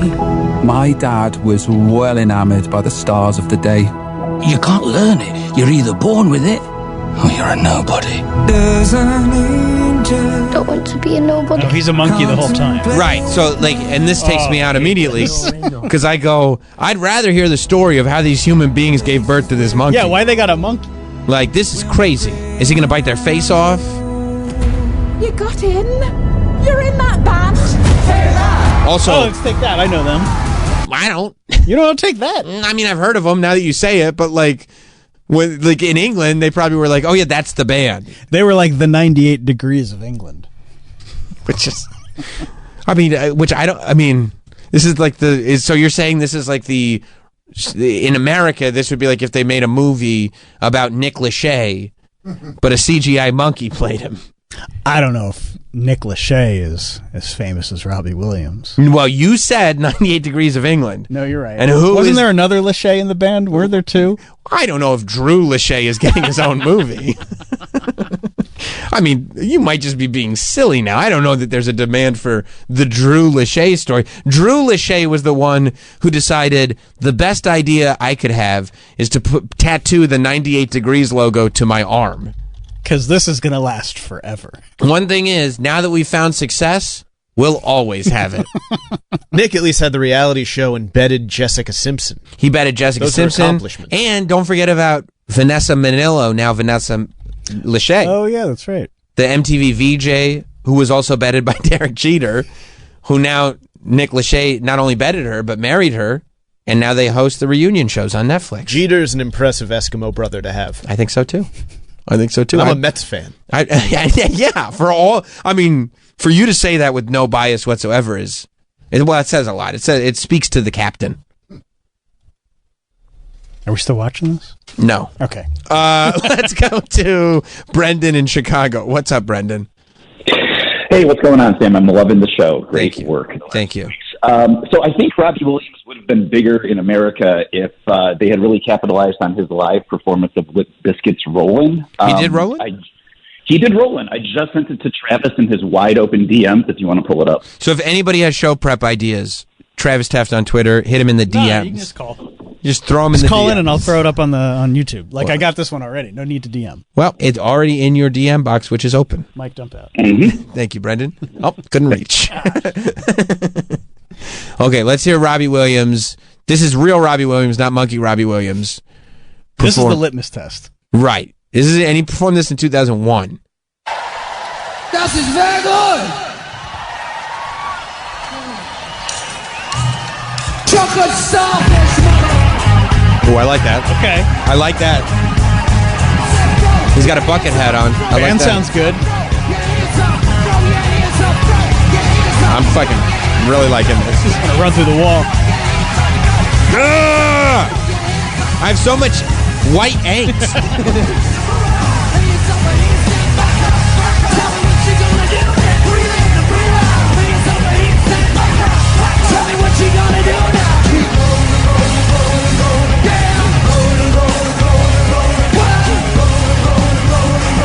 I want to hear how he handles the verse. Yep. Now I know you've been loving this shit right here. The jalapeno biscuit is right here. Some people in the house put them hands in the air. If you don't care, we don't care. 1, 2, 3 times 2 to the 6. Joe can be a fix on the Limp Bizkit mix. So where the fuck you at, punk? Shut the fuck up. Okay, I like it. Yeah.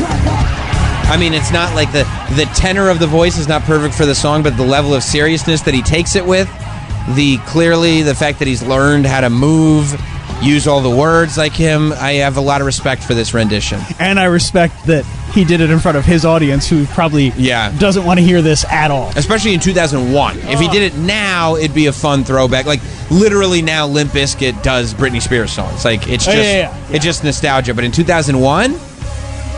That was a bold move. It's bold move. Is this in the movie? Yeah, I'd like to see the Monkees' performance of Rollin', Rollin', Rollin'. And if they covered the Take That era and missed the Rollin' era, I kind of get why this movie has made absolutely no money whatsoever. Yeah, we're starting to put the pieces together. Do you think Robbie Williams is like avoiding his phone because he knows the executives are pissed about the monkey thing? Like, he insisted on it. He's like, fuck, they were right. I do like that Travis is vibing over there too. Yeah, it's hard not to. Listen, Yeah. when you don't even have to listen to the lyrics, just the music itself. It's a vibe. Yeah. It's a vibe. It's so fucking good. Glenn in Rhode Island. Oh, good song. Hey, Sam, how's it going, buddy? Doing a good job, by the way. Thank you. Hey, so I wanted to chime in on the Robbie Williams thing. He did have another hit called The Angels. I don't know if you guys could pull that up, maybe watch that video, but that was the other one I remember, too, besides Millennium. Angels? You mean Yeah. You mean Angels on My Side by Rick Astley? Oh, that's a good song. No, it wasn't that one. It was another, it was like one of those, pretty funny. No, it was one of those, like, soft kind of, like, love cheesy ballads he did, too. All right, thank you, Glenn. Let's take a listen to it where we're like, hey, whatever happened to that crocodile who used to rock? Can we hear a little more from him? And he's like, no, I've been singing Eminem. Okay, Elton. All right, calm down. Oh, well, good luck. You know, I think that you just have to wait for the second wave with these movies sometimes. I think there's a good chance that you think it'll find its audience? I do. I think its best days are in front of it, to tell you the truth. I think Mallrats wasn't a hit, and now it's a cult classic. You think Robbie Williams' Better Man is going to be a cult classic? Could be. Oof, we have a very controversial call on the line. Liz in North Carolina. Hi, boys. How Hey, are Liz. you? Great. So Fred Durst sucks. What? Because I know, hot take. He claims he's from Florida, but he's actually from this podunk town in North Carolina called Gastonia, and he pops up every so often. I don't know why he would claim Florida as like a cool place. Florida is cool. Definitely, he's a poser. He feels like a Big deep trap dog. He was born in Jacksonville. He feels like then moved to a farm in North Carolina. But he was one. But he was. So I see what she said. I see what Liz is saying. But also, Limp Bizkit is from Jacksonville. The band. The band. Yeah, but he says he's from Florida. Like, if you ask him, he's from Florida. He's not saying he's from Gastonia, which is a little sketchy. He grew up here. Are you from that town? Well, it's like, no, I'm not from there. I'm from South Carolina, but I live 20 miles from there, and he shows up to see his family around holidays. That'd be so sick. You stalk him? I mean, can you imagine living I guess a small town? Oh, You think I could give him Fred a Durst beer? at your Dunkin' Donuts? Fred Durst just shows up. Oh yeah, and I'll bet he likes to dine in. Me too, Fred. Let's talk about some shit. How'd you become friends with Method Man? What about That's these all I donuts? Thank you, Liz. I mean, I like that Liz is a Fred Durst truther. And I get where if you're from the area, you'd be upset that he doesn't give more credit. But, like, to be fair, the entire vibe of Limp Bizkit, like, it screams Florida. Like, it screams specifically Jacksonville. 1,000%. And a little, there's a little Tallahassee to it, I find. Oh, yeah. I feel Jacksonville, Tallahassee is Limp Bizkit's whole vibe. So this idea that, like, well, technically I was raised in, okay. Yeah, you simplify it. Jacksonville. We're all from Jacksonville. Right. Liz is a purist. She is. Well, she wants credit for her little town in North Carolina. I mean, I get it. Gastonia. But like, nobody, no offense. Like, they named the Heartthrob and Beauty and the Beast after Gastonia. Is that who they named it after? Yes. That's cool. Gaston. It's French. Gastonia. Oh, all right, guys. Thanks for hanging out today.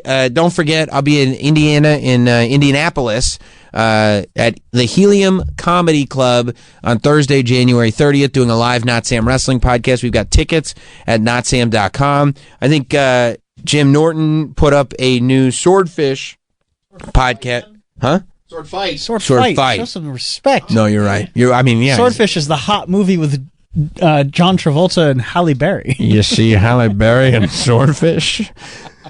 Sword Fight is out now, so go check that out on Jim and Nikki's YouTube page, and we will see you tomorrow. This has been Sam Roberts Show. If you missed anything or want to hear it all over again, check out Sam Roberts Show on the SXM app.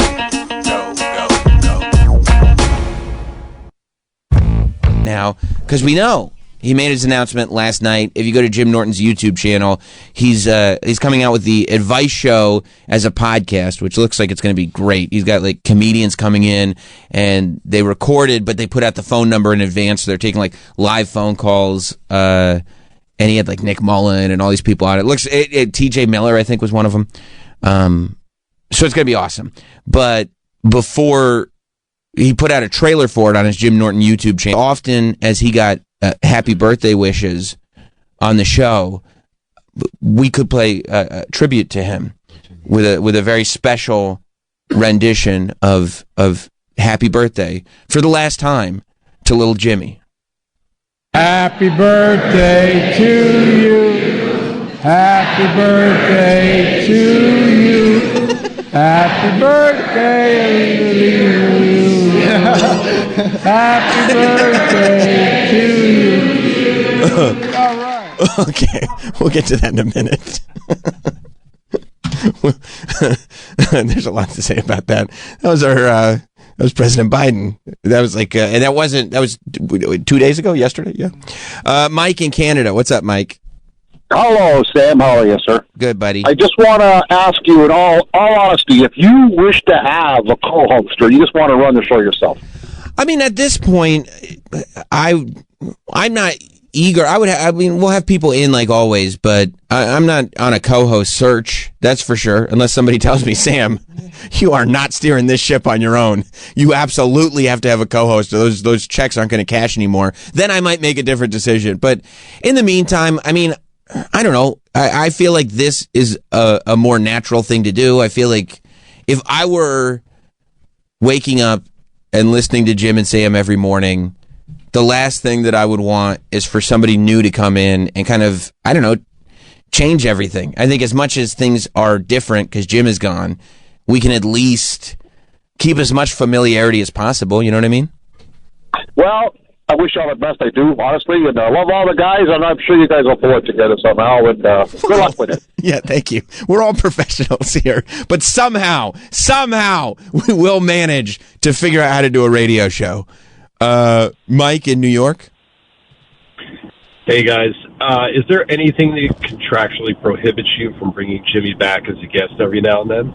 No, and I wouldn't agree to that anyway. I would, whenever Jim wants to, whenever he's ready, whenever he feels. He may not want to do it right now, not based on us, but based on how things went with Sirius. But whenever he wanted to, and if he wanted to today, I haven't talked to him about that at all.